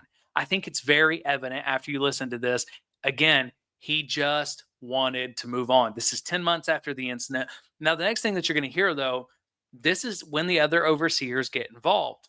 But now there's more that's coming out. They find out about the people on the registry who were leading. So now it's not just this issue. Emma's continuing to push. She's got a friend who was with her who says, you'd better tell the overseers in the next week. They are continuing to push for accountability. So now, for the first time, almost a year later, okay, this happened in September. All right, this original incident. And now you're going to hear from these elders in August. This is 11 months later. And now they're being forced because of new things that are coming to light and because of Emma and people around her who are pushing this. They're finally being forced to deal with this. We're just going to listen to a very small portion of this, but this is the overseers, all of them holding a church meeting, and listen to what they say. Listen to how they try to still, at this point, soften the sin and make it sound like it's not as big of a deal as it was. This past Tuesday, Pastor Ben asked to speak to me and texted me, and I called him, and it was Tuesday afternoon. And by the way, it wasn't Jordan Carter, the overseer we just heard from. It wasn't him that told this other overseer. It was the Tuesday of that week. It was Pastor Ben told him, and probably to get in front of it because new information was coming to light. So that overseer had still not told these other guys, even though he knew what was going on. Pastor Ben told me a story that last September, so Tuesday he told me a story about an event that happened last September. That's 11 months ago. A church member opened his office door and found him in a compromised position with another person in the room. Did you hear that? Did you hear how they softened it? A parishioner went into his office and found him in a compromised position.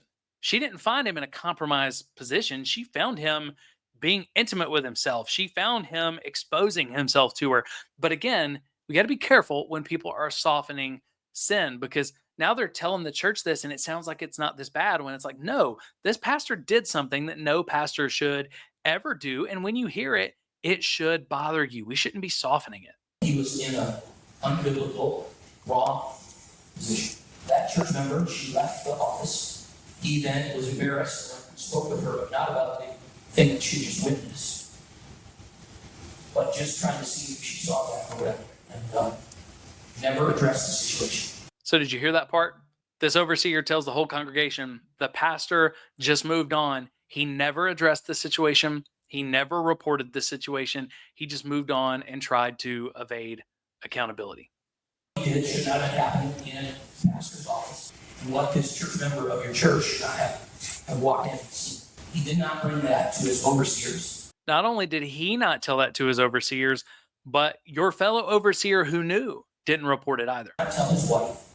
He did not address this with a church member who stayed in his church and had carried that burden. He literally told nobody until he was forced to tell people. She then brought this to light 2 weeks ago. I was made aware of it on Tuesday. So they basically say he didn't tell anybody. She just brought it a couple of weeks ago. But the reality is Emma had been trying to get accountability for a little while. The reality is another overseer knew about it. The rest of the overseers, they did not find out until literally the week of this happening. That's a lot of people covering for one another. Okay. That is a lot of people covering. That's the pastor not saying anything. That's his overseer covering for him. It's a complete failure of governance and accountability that this could go on for 11 months and nobody find out. And it wasn't until, from my best understanding, it wasn't until more information came out, like the fact that there were people on the offenders list who were doing the background checks at the church. It wasn't until other stuff came to light that anybody said anything. And it leaves me to wonder, how long would this have went on? How long would this have went on if that new information didn't come to light?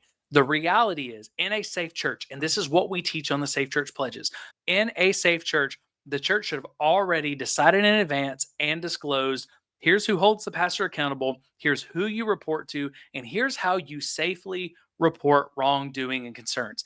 Here's how you safely report anything like that where you're not going to be retaliated against. So if he didn't report it, he should have known that Emma was going to report it, and Emma should have known exactly how to report it, and it should have felt safe to report it when it first happened. But safe churches also decide in advance.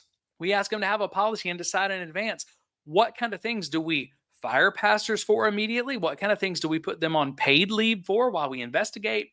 And to decide in advance how they're going to investigate something like this if the pastor doesn't just admit to it. Okay. So in a safe church, this would have triggered decisions they had already made in advance to talk to the pastor to investigate this, to make sure that this person was taken care of immediately.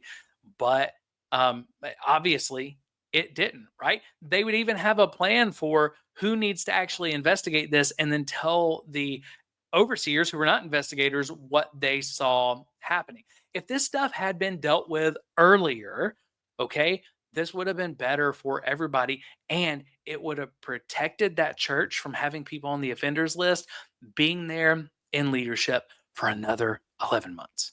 But because of this failure of accountability and governance, people were in this church in a very unsafe way, and Emma had to carry this burden for almost a year. She had to carry such a heavy burden that the choice was, do I just blow the whistle publicly and tell everybody what happened? And this is going to, man, it's going to be so awkward and so embarrassing. Or do I just leave and go to another church? And if she hadn't have continued to fight for accountability, you heard that the overseer, Jordan Carter, really just wanted to make this go away. That is a complete failure of the church. That is complete failure of church governance. And any church system that allows a failure like that has problems. Now, they're going to blame it, and they did blame it so much on that Ben didn't have trustees in place. He didn't have elders in place. But the only thing that the elders would have done is call in the overseers. And Emma went ahead and did that, and then nothing happened there. And Emma may not have known that she could talk to the elders about it, because I know when I reached out to the elders about the situations that I experienced in our church where we experienced spiritual abuse, when I reached out to the elders, part of the frustrating thing was finding out from them that they didn't have authority to deal with some of those things, right? So a church should never fail its people like this. It should be very clear who holds the pastor accountable, who can remove that pastor and deal with sin issues, and there should be a very safe and protected way to share when these things happen. Because guys, this is embarrassing. This is heartbreaking. But it's not just Emma's story. And that's why we're talking about this today. It's not just Emma's story, because it goes much farther than that. We see this in churches way too often. So if you don't know, I would encourage you to ask those questions this weekend. If you don't know, ask your church, who holds the pastor accountable? If anything ever went wrong, and God forbid, we don't want it to, we pray it doesn't, but if anything ever went wrong, who would we report it to, and how would we report it in a way where we stay safe and we're not retaliated against? Right? I think that is vital that you know the answers to those questions. And guys, I'm just going to go ahead and encourage you. I would not attend a church that would not answer those questions. Okay. Now, I'm also going to tell you this. A lot of churches, especially a lot of ARC churches, if you ask them who holds the pastor accountable, right? I've even had church staff tell me before, oh yeah, I asked my pastor that question. And he said, we got apostolic overseers. Our overseers hold us accountable. And then I'll ask, are they real overseers? Or are they ARC overseers? Have you seen the bylaws? Do you know what power they actually have? Because when they talk about these apostolic overseers, it sounds like good. It sounds like good governance. So here's an answer you may get from an ARC pastor. Okay, an ARC pastor would say, "Oh, absolutely, that's a great question. Let me tell you about our accountability. We have layers of accountability. You see, I am ultimately I report to the overseers, and the overseers are other well-respected pastors. Okay, so they understand all of this, and I'm accountable to them, but I'm also accountable to trustees. Trustees are a part of our church. They're non-staff. They help me run the day-to-day of the church. What that actually means is they help me run the finances. We also have elders who help, man, hold me accountable spiritually. But what they're not going to tell you is that those elders don't actually hold you accountable for anything other than, hey, are you having your devotion? We're helping you, shepherd other people. The only thing the elders can do to hold that person accountable is to call in the overseers, right? And what they're also not going to tell you is they're usually not going to tell you that those overseers are handpicked, that they are handpicked. They're people that they're close to. So when you ask that question and they say, oh, yeah, we have apostolic overseers, they're respected pastors who help hold me accountable. We also have a board of trustees that is local and they help run the day to day of the church. And we have a board of elders that helps hold me accountable spiritually. And they all work in tandem. That sounds like great accountability until you ask just a couple of questions. And when you ask just a few intentional questions, the whole facade cracks. So I'm not just encouraging you to ask those questions.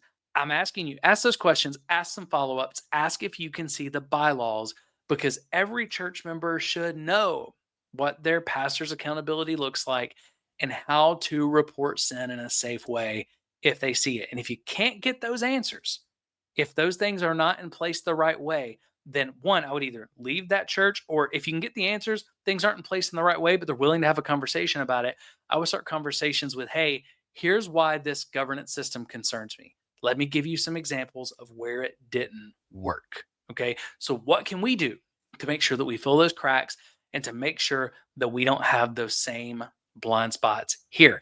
And if they're willing to have that conversation and answer your questions, then man, I would respect my church even more. Dig in, be a part of the solution. But if they're not willing to answer those questions, if they get mad at you or make you, man, make you feel bad for asking those questions, or they just refuse to give you answers, then I think what you just found out is, even if they're good people, that's a dangerous church, or it's a church that has the potential to be really dangerous. No matter how much you love them, no matter how much you want it to be different, no matter how good of a speaker and teacher they are, if that's the case, I think that's the time where you have to vote with your feet. You have to vote with your support, and you have to say, I can't support a church that is not transparent, is not accountable, and isn't going to make sure that their people are safe. Because I can tell you this before we move on from Emma's situation, I don't ever want to see what happened to Emma happen to you. I don't want to see what happened at Thrive City happen to your church. I don't want it to happen to the churches in my community. So this isn't us being hard on pastors. Asking these questions is actually one of the most loving and the most kind things you can do. So do you know the answers to those questions in your church? All right. So now that we have seen ARC governance in action, and you've seen what it looks like when this kind of governance actually fails the people of the church and actually fails the biblical test, let's look a little deeper into the kind of standard ARC recommended government, okay? And let's see, was this issue with Thrive City Church, was it just a flash in the pan? Was it just something where the system didn't work right? Or is this more common in this system of government? Is it more systemic based on the way that they're actually doing these things? And I think that you're going to see some even bigger red flags, because I don't think this was just a Thrive problem. Maybe it was made worse in this specific church situation. But the reality is, I think this is a much bigger issue, a much more common issue, and a much more systemic issue with ARC's kind of chosen method of government. Now, again, ARC doesn't tell churches they have to do this kind of government, but what you're going to notice, this is the kind of government that Church of the Highlands, who leads ARC, that is the kind of government that they use. There is a book from one of the people on their leadership team that essentially says this is how you do this government. We're going to look at it today, and that this is the kind of government that ARC has really espoused. And when you look at ARC churches, ARC church plants, all the way from new ARC church plants to the churches of the leadership team pastors at ARC, you're going to see this more commonly than any other form of government. So let's go ahead and let's take a look at it together. And I want to start by actually looking at Church of the Highlands leadership so that you can see this in action from Church of the Highlands. This isn't just ethereal. And then we're going to peel back the curtain and get get more practical behind the scenes as we go. I'm going to actually show you the sample constitution and bylaws that they recommend, okay, or that one of their leadership team members recommends and ties this to ARC. But right now, you're looking at the Church of the Highlands website.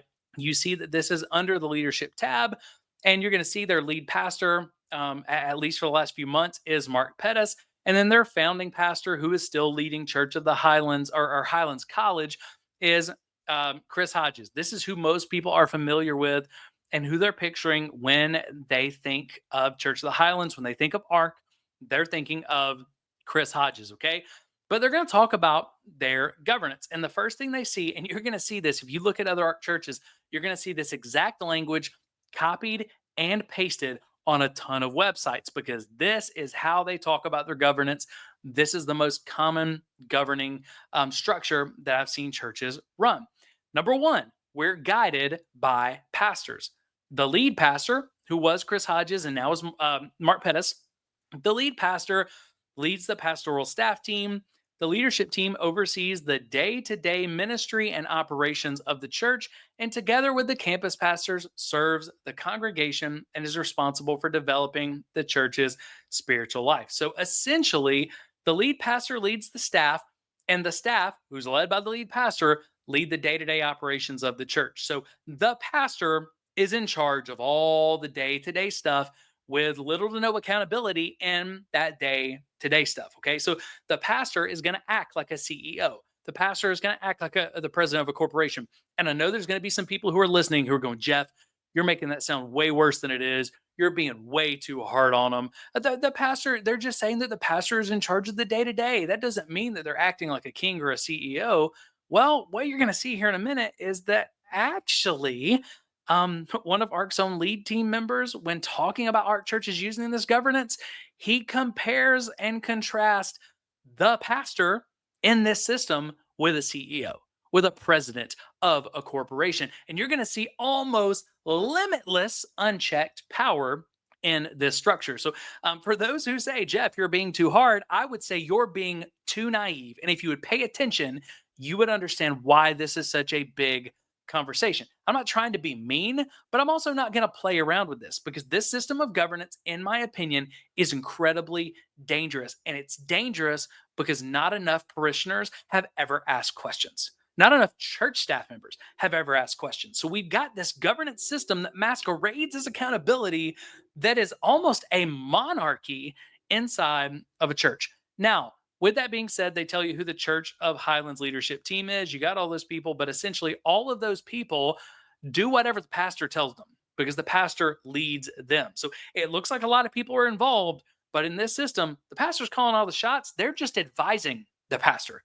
It's not like they can outvote the pastor. They have no power that I could actually see in the system. Then they list their campus pastors. So number one, we're led by our pastors, or really we're led by a pastor, okay? Number two, we're protected by trustees. You're going to see this language in all of these different ARC churches, or in many of these different ARC churches.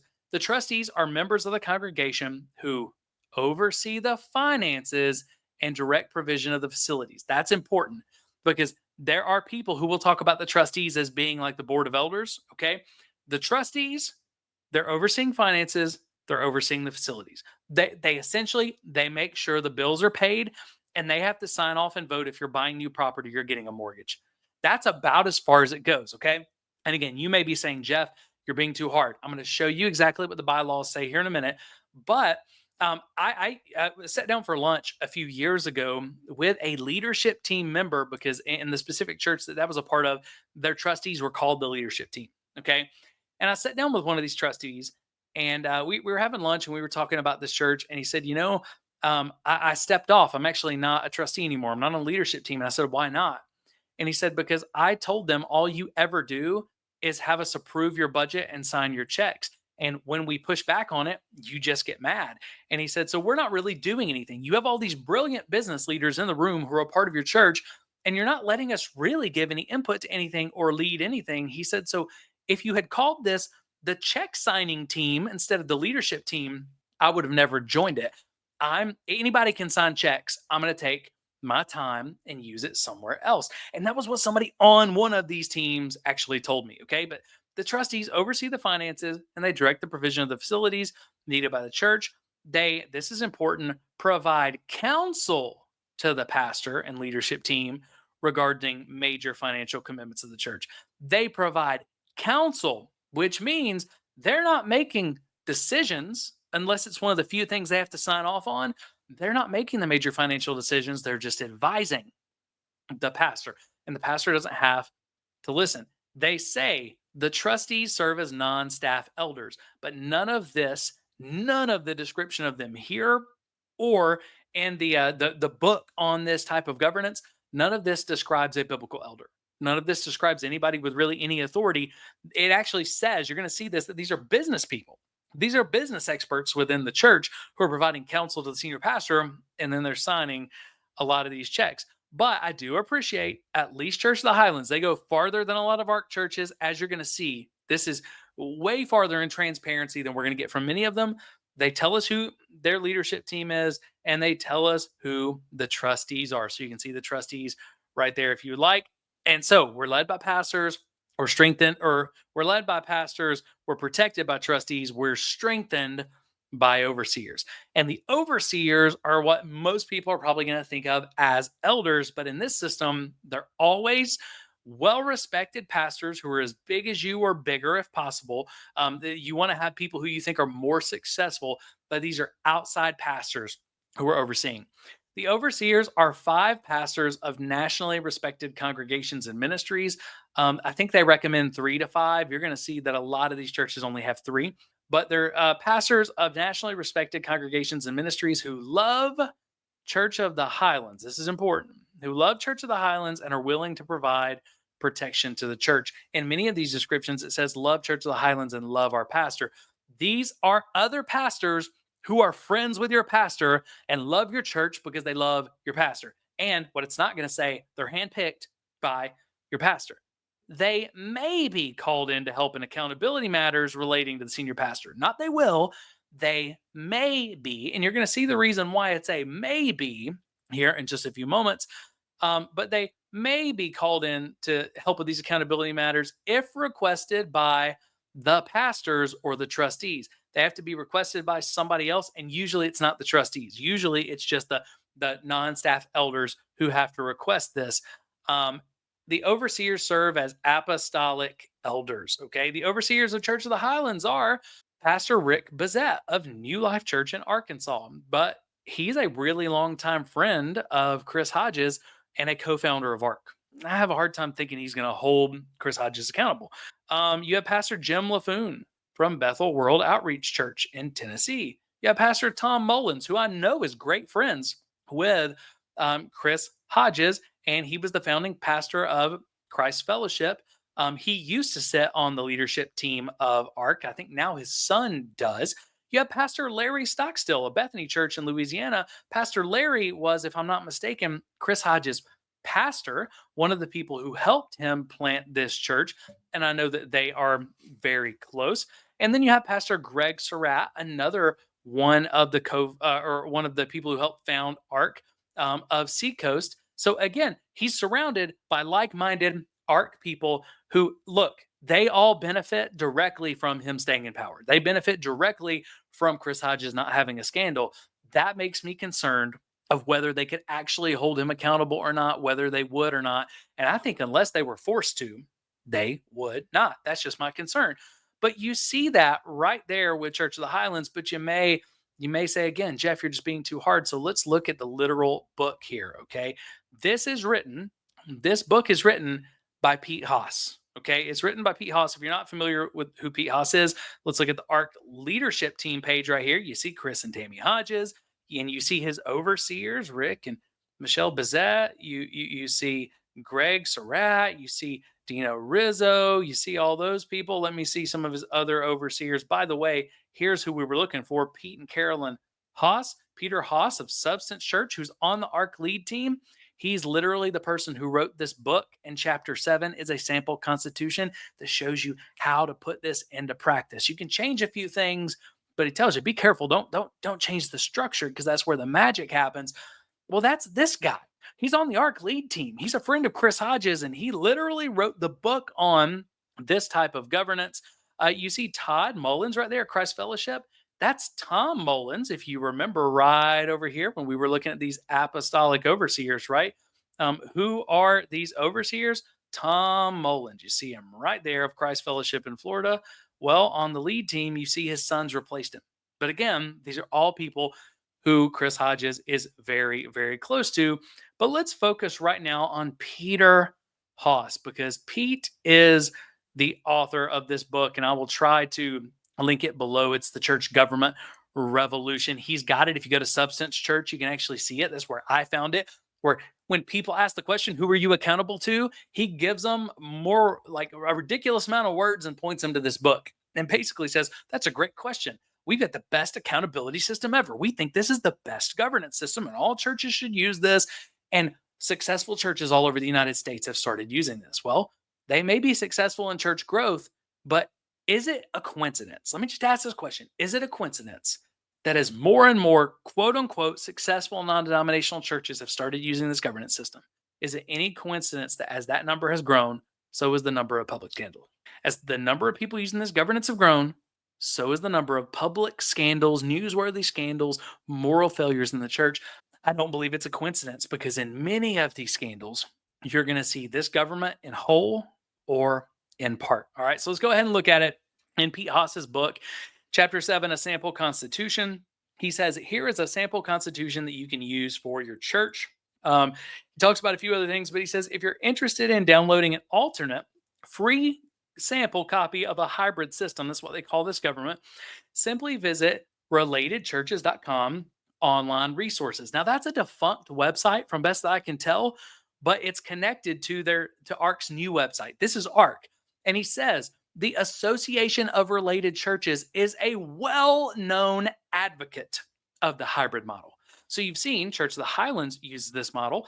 Pete Hoss uses this model at Substance. If you look at their leadership team, you're going to see a lot of people using this model. You look at their church plants, you're going to see a lot of people using this model.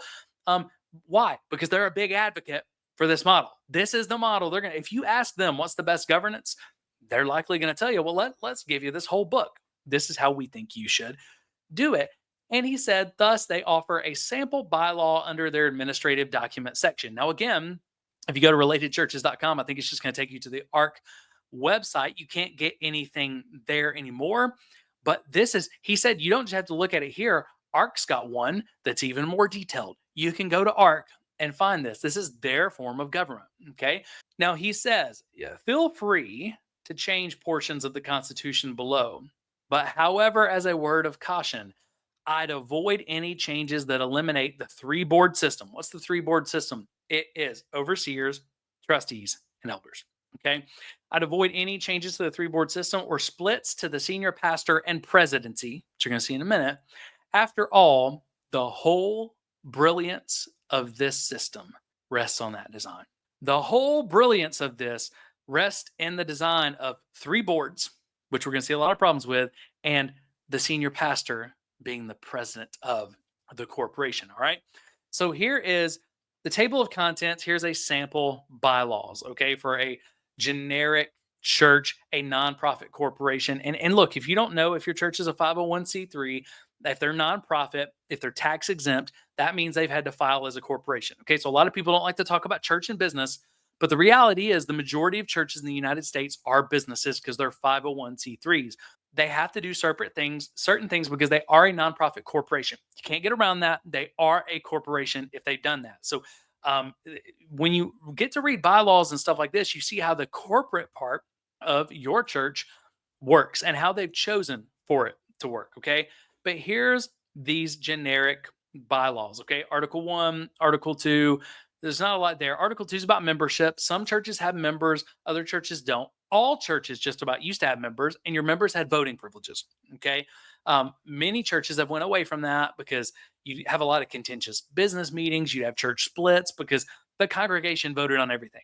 Now, I don't think the congregation should vote on everything, but I think the congregation should always have a vote on who their senior pastor is and whether he stays. Okay. I think at any point, the congregation should be able to get involved if whether it's their senior pastor, their elders, or anything else, if they don't have confidence in the leadership, they need to be able to get involved and choose a new leader. Okay. But here you're going to see that membership, all you got to do to be a member, what they're saying for these churches is you need to give. You need to give enough money to have a contribution statement in the last year. Now, members' voting rights. Let's look at this. Members' voting rights are described in Article 9 relating to nomination of the Board of Elders. And you're going to realize some of the things like the church congregation nominating the Board of Elders, that actually has went by the wayside. This book was written quite a few years ago, probably 13, 15 years ago. A lot of these churches, including I think Church of the Highlands, they don't let people vote on their Board of Elders. Okay, so even some of the best parts of this are not practically done in a lot of these churches. So your congregation may be able to vote on elders, but mainly they can vote on a new senior pastor. Members shall have no other voting rights. Here's the kicker. Church of the Highlands runs this, and you just see they didn't, I don't think they get to choose their elders. They didn't even get to vote on their new senior pastor. Chris Hodges just showed up one Sunday and said, Mark Pettis is the new pastor. Here he is. He's the new pastor. And guys, you're seeing this in a lot of these churches. A lot of these churches, including one of the churches that I was a part of, they're actually redoing their constitution and having the church vote, usually under a lot of different guises. They're having the church vote away their rights so that the senior pastor can simply choose his successor. And guess what? More often than not, the successor they choose is their son. It's pastors handing down the church to their son like a family business. But what they recommend is that your members don't get to do anything other than vote on some elders. And these elders are not holding your pastor accountable. You'll see in a minute. And they should get to choose the senior pastor. But it's very clear you don't get to choose the founding pastor. Okay. So let's go ahead and go down to Article 4, governance. All right. And this is from Substance Church. Pete Haas is the pastor of Substance Church. So you're going to see a lot of their stuff in here. Substance Church is governed by its congregation. That's a lie. It's not. You just saw all they can do is maybe choose a few elders, which can get vetoed, and vote on the senior pastor. That's not governing. That's not congregational governance. The trustees of the corporation, but it says it's governed by the congregation, the trustees of the corporation, the office of the senior pastor, and the overseer. So they're saying everybody has some control. In reality, the congregation has little to no control, especially in most of these churches today. The congregation determines the spiritual tone, strength, and direction of the church. How? By wisely selecting a senior pastor. I would be willing to bet if we looked at most of these ARC churches, more often than not, the ones that are transitioning between senior pastors, their congregations having no vote. That would be my guess. Okay. But it says the trustees are to serve the church by setting the policy in the management of the church corporation and making major financial decisions for the church. We're going to see as we look a little closer, they're not really even making big financial decisions for the church. It says the senior pastor's office is responsible to oversee the day-to-day ministry of the church. So pretty much everything you know is the church, and most of the things that happen, one person's in charge, the senior pastor. And the board of overseers are to protect the church through counsel and prayer. They're to counsel the senior pastor when he asks for it, and to pray for the senior pastor. And like as an addendum, the board of overseers are to protect the church through counsel and prayer, and if required, the discipline of the senior pastor. If required, the discipline of the senior pastor. So it doesn't seem like it's a really big deal. It's more of an add-on. Article 5 talks about the congregation. They have the general authority to select a new pastor. And I bet if we could see more of these churches' bylaws, that's the first thing that goes. First thing that goes in most of these. I would love to see Church of the Highlands bylaws. I don't see them available anywhere. The founding pastor of the church, of course, does not need to be officially confirmed by the congregation, which is added to him. Therefore, he's exempted. And usually, again, more often than not, from my experience, by the time that senior pastor leaves, that founding pastor leaves, they've changed this so that they can just appoint their successor. And it's like, well, guys, I'm getting ready to retire, so my son's going to lead the church now. Okay, let's keep going down. There's not a lot to talk about with the congregations. Now let's talk about the trustees. This is where it gets interesting to me. Okay, and this is where it gets sketchy, and there are tons of red flags. Here's the general powers of the trustees of the corporation. The major financial affairs of the corporation shall be managed by the board of trustees. The trustees shall have a fiduciary obligation to the corporation, which means they have a legal responsibility to make sure that the church is in a healthy financial position, that they're making the best financial decisions for the church. That is fiduciary. Okay. Now, here's the problem. Sometimes the best financial decision for the church is not the best spiritual decision. It's not even the most moral decision. Okay. But the trustees, what they're there for, they are there with a fiduciary legal responsibility. Their job is to make sure that the church has as much money in the coffers as possible. That's their job. Like it or not, that is their job. You got to separate everything in the spiritual from these people because their only job is to make sure that the church is healthy financially and to provide facilities. Okay, so they got to make sure the facilities are clean and there and paid for. They have the exclusive authority. It says the trustees are the only body within the corporation of the church that has the authority to buy and sell real estate, borrow money, or secure real estate leases. So, other than buying real estate, leasing real estate, or borrowing money, those are the only three things that they have power to do that the pastor can't really do without them. That's it. So every other financial decision is not considered a major financial decision. They also are supposed to counsel. The trustees are to provide counsel for the senior pastor regarding the major financial affairs of the church, but they don't make those decisions unless it's a lease or a loan. Also, this is weird. They just counsel the pastor. This one is weird. I don't really know why a church would be doing this, but apparently trustees are in charge of staff loans. I would think a bank would be in charge of staff loans, and then maybe there's benevolence, but why are we loaning money to staff? I don't know. That one doesn't make a lot of sense to me. Part 5, the trustees set the senior pastor's salary. And you may be thinking, Jeff, that's actually great because the pastor shouldn't set his own salary. These trustees, they should set his salary because they're much more qualified. But again, ask yourself the question, have we found out who decides who the trustees are yet? We're going to see that in just a minute. The board of trustees is to set the base salary and complete compensation package for the senior pastor. The trustees also have the right to increase the pastor's salary and compensation package as often as it deems necessary, as long as it, reflects new pastoral president trends. Okay, so basically, as often as they want, they can change the amount that the pastor is making. Okay, financial guidelines. What money? Since the trustees are handling all this money, they should have a lot of money available to them, right?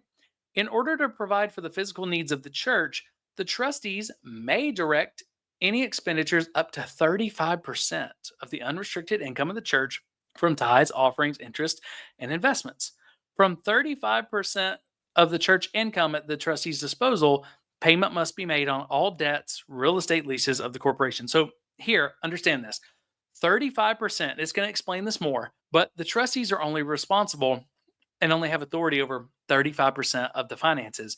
And out of that 35%, before they can do anything else, they have to pay for all the facilities, make sure they're taken care of, and pay all the debt. And once you've done that, there's probably not a lot of money left over. So really, all they're basically property managers, guys. The trustees are essentially property managers, and the monies they're given are saying, hey, make sure the buildings look nice, make sure all the bills are paid. And then the pastor is responsible for all of the other 65%. So the pastor has the majority of the money, but he doesn't have to pay the bills or worry about the facilities because he's got property managers, trustees for that. Now, these are notes. This would not normally be in the bylaw. These are notes from Peter Hoss, the ARC leadership team member, who is making sure that pastors understand what this is about. He says the bylaws clarify that the senior pastor controls 65% of the budget, which means he can reflect his values in that portion of the budget. Thus, when the paragraph above mentions at one point in a non-highlighted section that the trustees have 100% of all restricted monies available, it's essentially saying that they have ultimate legal access to it in case there's an emergency or the president dies. Not that they have the freedom and authority to determine the budget for whenever they choose. The trustees are free to budget their 35% after all the bills are paid. Okay. And they can certainly speak to the pastor's 65%, but this designation breakdown is done to prevent endless debates over highly subjective discussions. So his note to pastors is essentially, don't worry, we made sure that 65% of the budget you can take care of, nobody can touch, and you don't have to pay any bills out of it, pastor. Carte blanche. You got it. But if you die, then we wanted to make sure that the trustees could then handle the finances and this whole thing doesn't fall apart. All right, so let's continue to go down. How are the trustees appointed? Okay. The trustees shall consist of 5 to 7 voting members. This is a fairly small board. We have 6 people on our board right now and could have up to 7 at SAI, and we're a very small corporation versus something like Church of the Highlands and most of these churches. But it's 5 to 7 voting members who are appointed by who? They're appointed by the senior pastor and approved by the board of elders. Spoiler alert, you're going to see here in a minute. They are approved by the board of elders. That seems like a check and balance. But who appoints these elders in most of these churches? It's the senior pastor. And even when the congregation appoints the elders, guess who has ultimate veto power without having to explain it? The pastor. So nobody's going to become an elder that the pastor does not want to become an elder. And then those elders have to approve who he picks as a trustee. He picks his own trustees. He picks the people, handpicks the people who set his salary. He handpicks them, right? So again, that seemed like a check and balance with the salary. It's really not. Now, the term of the office for a trustee shall be 3 years. Okay, now, removal of the trustees. They can be removed. How can they be removed? The pastor may dismiss trustees without cause. The pastor can pick his trustees and remove them at any time. The only check and balance they have here is he can't remove them at a rate that exceeds 1 dismissal every 6 months, but they're on 3-year terms, okay? Which means if every 6 months you removed a trustee that you didn't like, that you handpicked anyway, you could reset the whole board within a term. You could reset the entire trustee board within a term. So it basically says you're trying to make sure we're doing this so that the pastor can't just willy-nilly remove people and have a board of yes men. Well, he's picking the trustees to begin with. He can remove them anytime he wants. And within 3 years, he could totally reset the board. So he's in complete control. The elders are not even required to approve pastoral dismissals of trustees. So the pastor does have to get the trustees that he also picks to approve the new trustees. But when he gets rid of a trustee, he doesn't have to ask anybody's permission or explain himself. Now, again, here's one of those notes to pastors. You wouldn't see this as a parishioner, but Peter wants to make sure that the pastors know what he's trying to do here. What's he cooking?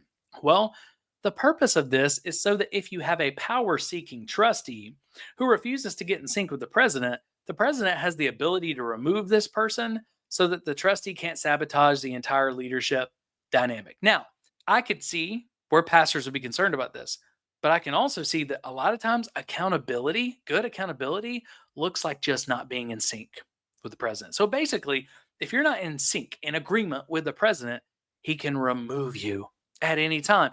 Why do they keep saying the president? Because in this arc system of governance, the pastor is the president, and they think of the pastor. Just look at the words they're using. They could have used pastor here. They're thinking internally about the pastor more as a CEO than a shepherd, period. That's saying the quiet part out loud, okay? If the president is wanting to make a foolish business move and the trustees take a stand against him, he doesn't have the ability to simply fire his board and enlist a team of yes men. That's right.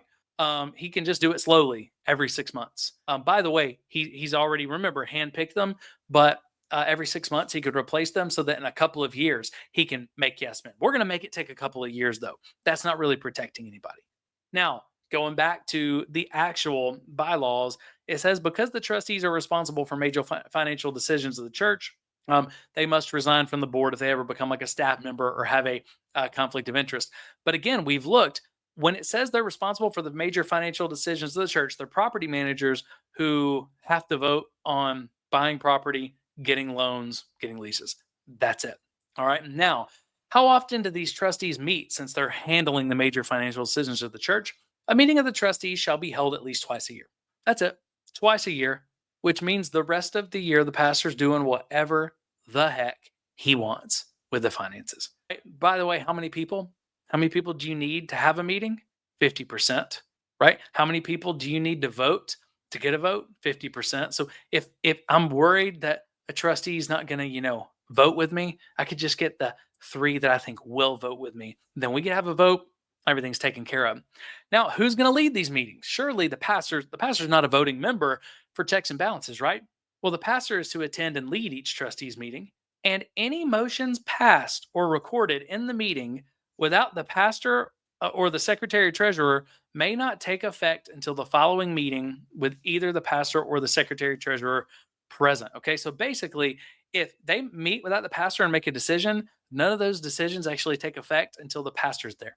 They cannot make a decision without pastor approval. All right, and you see a quorum over 50%. So Article 7, let's see. The pastor picks his trustees. He can remove them at any time. He needs elder confirmation, but he can veto any elder that he doesn't want on that board. Um, and the trustees can't make any decisions without him present and approving. Okay, now let's see what other powers the senior pastor of the church has. Senior pastor of the church / president of the corporation. The office of the senior pastor, they talk about it being a dual role. Because this church has two complementary branches, we got branches of government in the church now, the spiritual body of believers and the legal corporation. Now, let's just stop for a second. Biblically, the church is the body of believers. It was never a corporation. That's an American ideal. And now we're splitting them down the middle and going two branches, the spiritual part and the corporate part. Okay. That's part of how we've gotten to this place to begin with. The corporate part, do we need corporate structure? Yes, it should be the smallest part of the church, though, all in service of the people of God who are the church. But because it has two complementary branches, it is the senior pastor who administratively bridges the gap between the two branches. So here's the responsibilities of a senior pastor. Okay, I'm only going to mention a few of these, but you can read them all. The pastor is to oversee and coordinate the day-to-day ministry of the congregation and oversee and coordinate the day-to-day administration of the church. So all of the day-to-day decisions, period, the buck stops with the pastor. He's in charge. The pastor is to appoint a board of overseers. So again, the pastor is to choose the very people who will hold him accountable. The pastor is to select the trustees who will hold him accountable financially. Okay? The pastor gets to select the staff and fire the staff as he deems necessary. And the elders, remember, the elders have to confirm the trustees. They might have to confirm the overseers. And the elders in some of these churches actually get voted on by the church, right? So because the congregation's voting, there's a check and balance. But even in that situation, the pastor can veto any nominations of the board of elders. Guys, that's a king. That's a monarch. That's someone with unchecked power. But it's not done. The pastor's spiritual leadership, that's really just his spiritual responsibilities. He shall have the authority to appoint and approve any assistants that are necessary to properly carry out the work of the church. So again, he determines the trustees, the staff, the overseers, and can veto any elder that he doesn't want. But that's the spiritual side. Let's talk about the office of the president, because that's his dual role. The president, it says the corporation finds its headship under the Lord Jesus Christ. The church finds its headship under Jesus. Jesus is not a president of a corporation, but I get what you're saying. But this sounds icky. The corporation finds its headship under the headship, finds its headship under the Lord Jesus Christ and in its president. They literally just put the pastor CEO is right there with Jesus. And y'all listen to Jesus, and just like Jesus, the pastor. Now, I'm sorry, guys, but I listen to Jesus. And pastors, we're taught to even correct publicly if we need to, because they can fall like the rest of us. The pastor is not right up there with Jesus. We find our headship under Jesus. We don't find our headship at all under the pastors. We are honoring to those spiritual leaders, but we hold them accountable as well. And just like Paul said, we test everything they say by the word of God, because our headship is Christ. All right.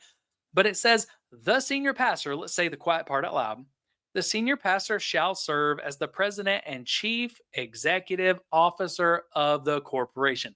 The pastor is the CEO. That's what it is. It says he shall be an ex officio member of all standing committees and shall have the general powers and duties of supervision and management, usually vested in the president of a corporation. And now a CEO can do about anything in that corporation they need to, but they're held accountable by a board that can fire them at any time, tell them to stop doing things at any time. Do you know what a CEO of a corporation doesn't do? They don't pick their own board. They're usually hired by the board because the board is more powerful than the CEO. Okay. But in this case, you're a CEO, but you pick your own board. All right. The president's role with the trustees. The president is a non-voting chairman of the board. Now, that sounds a lot like what we do with SAI to protect us. I'm the executive director. I'm not a voting member of the board.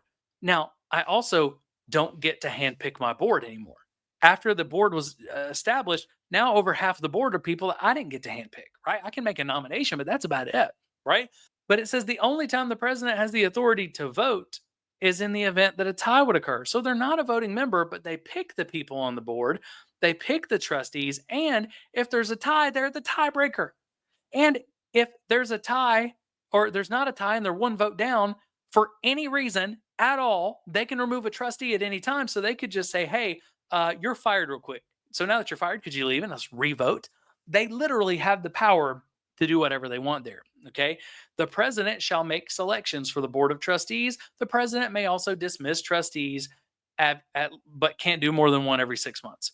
Now, the president's role in the administration. The president is the senior administrator of the church. He's ultimately responsible for all day-to-day decisions of the church. So day-to-day, he's a king. That's what he is in this governance system. He directs and dismisses staff.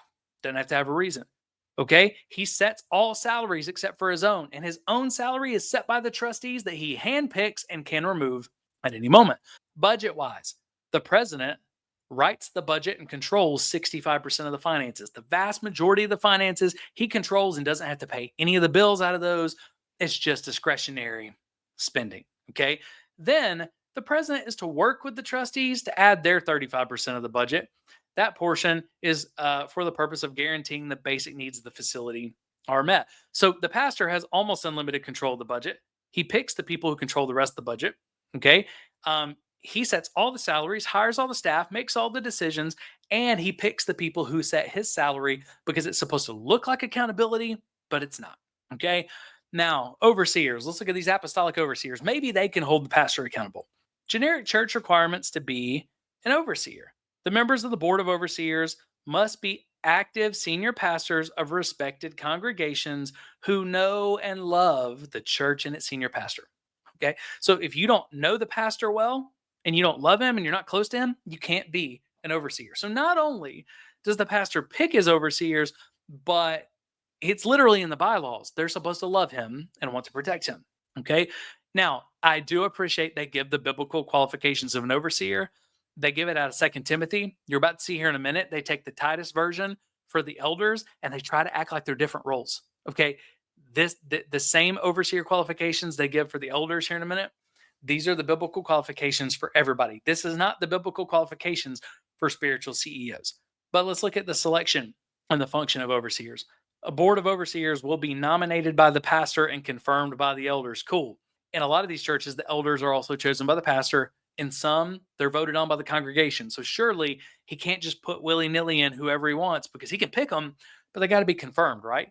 Well, do you remember? Well, actually, I don't think we've talked about it yet, but you're going to see the pastor has complete veto power over any elder he doesn't want, and he can remove elders at any time. Again, he's picking all of his same people.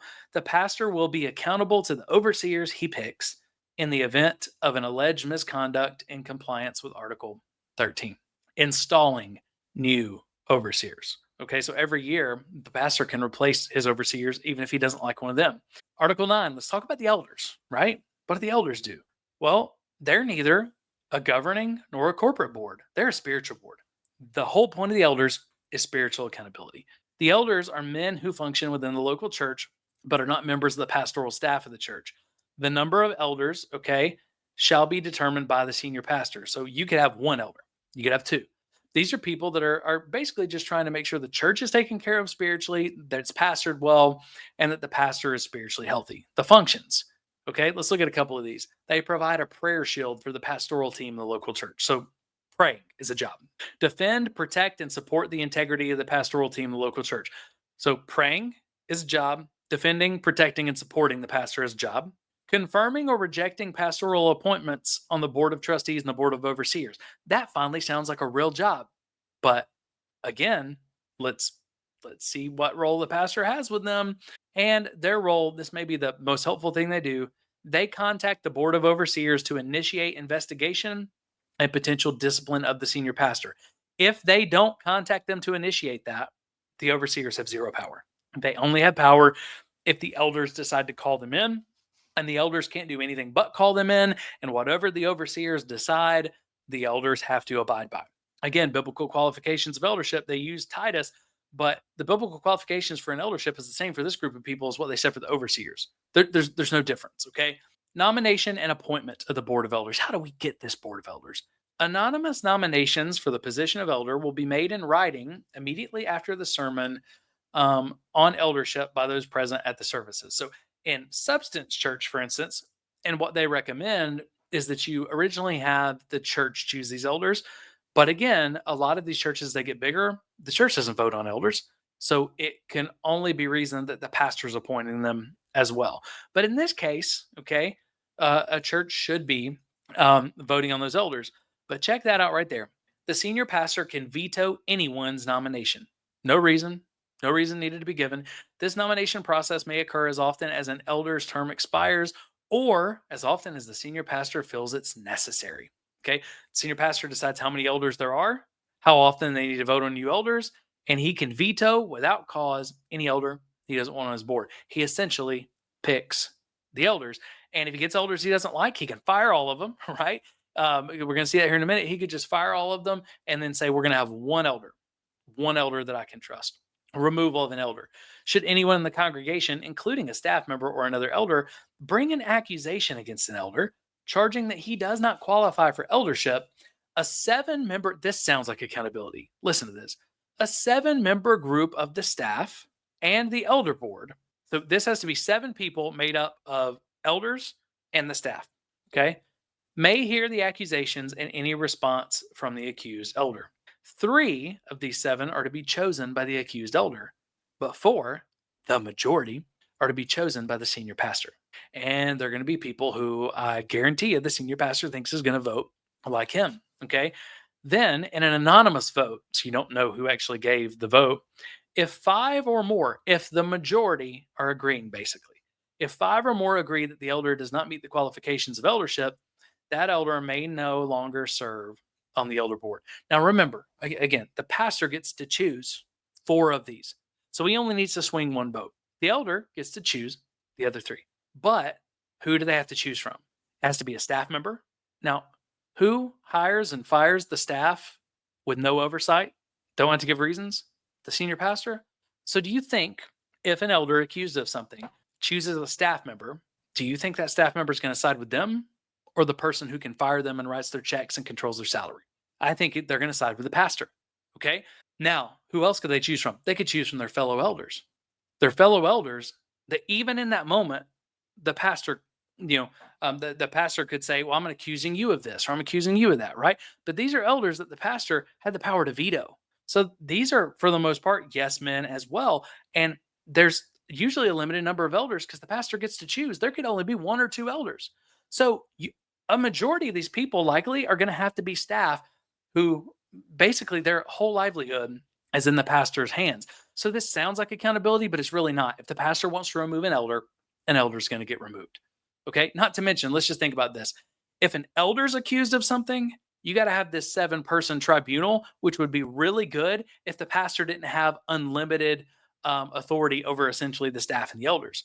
But when the CEO pastor is accused of something, they have much less accountability than this. They have to be investigated by their friends that they chose. Other pastors who also don't want to be held accountable. Okay, they want grace if they make a mistake, right? So, guys, this is a joke. They're requiring more accountability for elders than they would require for themselves, yet really it's a sham. There's no accountability here because the pastor controls most of the people who will be voting. Okay. Now, you got to have some officers. You got to at least have a president of the corporation, a treasurer. And in most states, you got to have 3. So you got to have the treasurer, the secretary, and the president. So that would be the senior pastor is the president, and then the other 2 legal voting members. The legal board for the corporation are those 2. But the overseers of the church may discipline or remove the president. Okay, so the only way you can remove the president is the overseers. But any officer elected or appointed by the board of trustees may be removed by the board whenever it judges. And who is controlling the board and who can remove the trustees if they don't vote like him? The pastor. So again, only the overseers can remove the pastor, but the pastor can remove everybody else. Okay. And then you've got just the rest of this, a lot of business practices and stuff like that. But let's look at this one because this one's important. The establishment of parachurch organizations. And if you've seen the Religion Business documentary, you know that auxiliaries and associations and conventions of churches, that churches can essentially have shell corporations they're controlling. And when they, are giving you any sort of financial information, that's technically separate from the church. But these organizations don't have to send anything to the government or their donors, because they're basically treated like a church, okay? The senior pastor and president and a quorum of the board may accept or establish any other parachurch organization. So the senior pastor can take 3 of the trustees that he handpicked, and they can vote to establish a shell corporation, essentially. They would provide a 501c3 umbrella under the following guidelines. The person leading that organization has to be submitted to the pastoral authority of Substance Church. So, the only way that we are creating this is you have to be submitted to the pastor because he has ultimate authority. The chief executive officer of the parachurch organization must be a member in good standing of the church. So basically, the church can create, literally, this is in the bylaws, the church can create these shell organizations, these auxiliaries, these associations and conventions, and they can share bank accounts, they can move money in between, but nobody in the church has to know that these other nonprofit corporations exist. They don't have to report their money to anybody. You're going to hear later on in the podcast today where a former ARC lead team member talked about, hey, our budget as the church, we had about 35 million coming in, but when you brought in all of our auxiliaries and conventions, it was closer to 50 million. But that would have been 15 million that was essentially off the books because nobody needed to see it, and you don't even know these are parts of the churches because the church doesn't have to tell anybody. Article 13, let's look at church discipline. Now, we're almost done with this governance look, but I hope you're seeing like this is a joke. This is a joke of church governance. And this is why when you look back at Thrive City and you look back at how they couldn't hold them accountable, right? They didn't have even trustees and elders in place. So the overseers couldn't actually get rid of him if he didn't agree to it. He could have tried to have stayed, and we're going to look at a pastor who actually did stay. Right? He could have tried and stayed and basically said, you can't actually get rid of me unless the elders bring you in. Well, you don't have any elders. Uh-oh, my bad. I guess you can't get rid of me now. All right. So they would have had to have like sued him over the bylaws to get rid of him. But under church discipline, it says disciplining church members. Only members are subject to church discipline. Okay. Now here's, that's all it says about church members. Disciplining the pastor. Should the senior pastor demonstrate immoral conduct, questionable financial practices, or theological views that, in the opinion of the majority of elders, may require personal correction or termination of his position, the elders shall contact the senior pastor and then, if necessary, the overseers for investigation and evaluation of any appropriate discipline. So let's stop right there. The only way that he can be disciplined is a majority of the elders who he could veto at any time, and he chooses how many. There could, again, literally be one elder that the pastor could have vetoed if he didn't like. The majority of the elders have to vote to bring the overseers in. And then when you bring the overseers in, they investigate. Should the overseers be asked to investigate alleged pastoral misconduct, a consensus of the majority of overseers, which means you have to have the majority of the elders to bring in the overseers. And now the majority of the overseers have to agree. And if there's any disagreement, you don't have a majority, they can't do anything. With such a consensus, the overseer shall assume complete authority over the senior pastor. They may decide to remove him from his position or to discipline him in a way they deem necessary. Again, he chose all of them, and they have to love him to be put in that position. The overseers have no authority in Substance Church unless contacted by the elders, and then only insofar as permitted under these bylaws. I once had an executive pastor tell me that the only way, Jeff, that the elders, the only people in that particular church, it was the elders. He said the only way the elders could remove the pastor is if there was heresy or moral failure, and it's almost impossible to prove heresy in a non-denominational church, which basically meant unless the elders can prove that he was caught with his pants down, they can't get rid of him, right? That's the same kind of thing here. It is the intention of the corporation to protect the hearts of all involved. They're saying, why do we have this sham government where the pastor's calling pretty much all the shots? It's to protect your hearts, because the sheep should never have to pass judgment on their shepherd. And while I agree the sheep shouldn't have to pass judgment on their shepherd, the problem is we hate that. It's uncomfortable. The Bible says that we do. 1 Timothy 5:20. If an elder is sinning, you should rebuke them before all. The sheep are supposed to be a part of this. Everybody is supposed to be a part of this, because it should strike fear into our hearts when a pastor or an overseer sins. Okay? We are all responsible for that. And then these bylaws, if you want to change anything about them, the bylaws may be altered, amended, repealed, and new bylaws may be adopted only with the written approval of the senior pastor and president. You got to have his written approval or you can't do anything. And you have to have 2/3 vote of the trustees that he handpicks. But even if he's afraid the handpicked people may turn on him, if he doesn't give written approval, they can't do it. So it means that basically the senior pastor, guys, the senior pastor is in control of literally everything in a government system like this. So when we talk about the government problem, that's what the government problem is. The Again, we read it earlier. This is what ARC recommends. ARC is an advocate of this system. One of ARC's lead team members wrote this down. This is the same system it looks like in general that Church of the Highlands runs. And this system has the pastor being the CEO of the corporation, acting like a king, nearly impossible to get rid of. And if he is gotten rid of, he has to be disciplined and removed by people who love him, people who are in the same profession as him, and people who he handpicked. Even his salary is picked by the people he handpicked, and everything day to day, including all of the staff, everything else, he has complete control of, other than the trustees have 35% of the budget to make sure the bills are paid. Because, gosh, doesn't matter how talented the pastor is if he blows all the money and doesn't pay the mortgage. Okay. There's next to no accountability in this. So, hey, it sounds good. And you may be a part of a church, or you may have family members or friends who are a part of a church. And when you look at their website, you see this, or you don't see anything, or you ask them questions and they go, oh, yeah, our accountability, we have a board of overseers, we have a board of trustees, we have a board of elders. They all work in conjunction to do different things. But yeah, at the end of the day, our pastor is held, ultimately, he is held accountable by an overseeing board of apostolic elders and other pastors. It sounds great. There are layers of authority.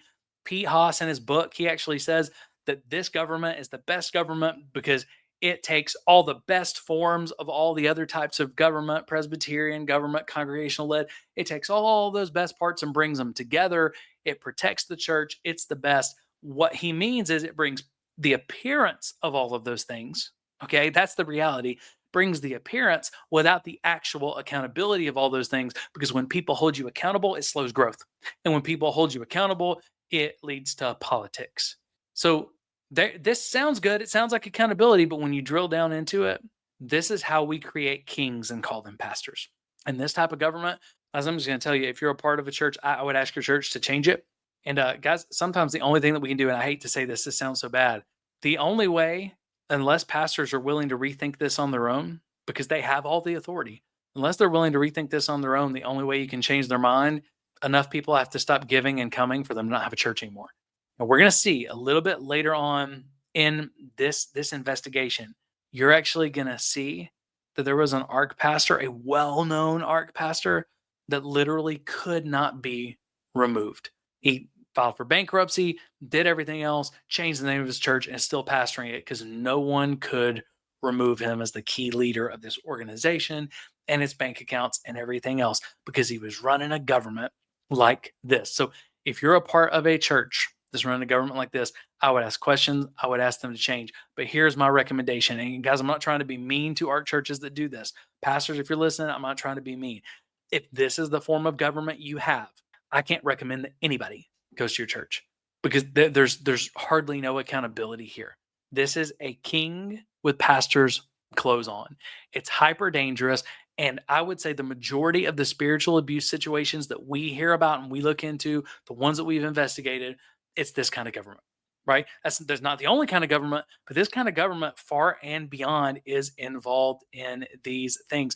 And if you're looking for a new church, especially if you've been through spiritual abuse, religious trauma, and you're looking for a safe church, do not go to a church that has this kind of government. And a lot of them, guys, you're going to see this here in just a minute as well. They don't even publicly say what kind of government they have. So if they don't do that, ask. If this is the kind of government they have, don't go there and don't just take their word for it. I hate to say this. I want to be able to tell you can trust your pastor, but there's too many who run this kind of thing who use good words and it sounds good. Don't just ask them about the government. Ask them if you can see the bylaws. No, I don't know of any church, any pastor who doesn't have anything to hide, who's going to have a concern showing you their bylaws. Ours are public. I think every church's bylaws should be public. Look at the bylaws because you just saw it. This may be boring. Okay. You may not want to look at bylaws. I don't want to look at them either. But by looking at the bylaws, it can tell you the truth about your church's governance, okay? Because I can tell you this, I can promise you this. In the church, we don't need any more kings. We do need pastors. We actually need a lot less kings.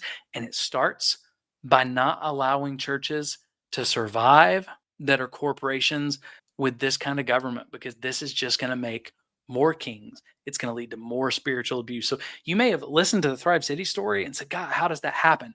But I hope now that you see, when you look at this kind of government, it makes a lot of sense how something like what happened at Thrive could happen. We're going to talk about a lot more, but next we're actually going to talk about a lot of the questionable and potentially scandalous connections between the people who are leading organizations like ARC and governments like this and the churches that are involved. And I think you're going to see it's not just the governance, it's all the stuff that's swirling around it. It really, man, it should not surprise us when we see scandals like this. It should break our heart, but it shouldn't surprise us. And until we do something different, it shouldn't surprise us when they keep happening. The question is, are we going to do something different? Or are we going to require accountability? Or are we going to keep playing games and making pastors kings?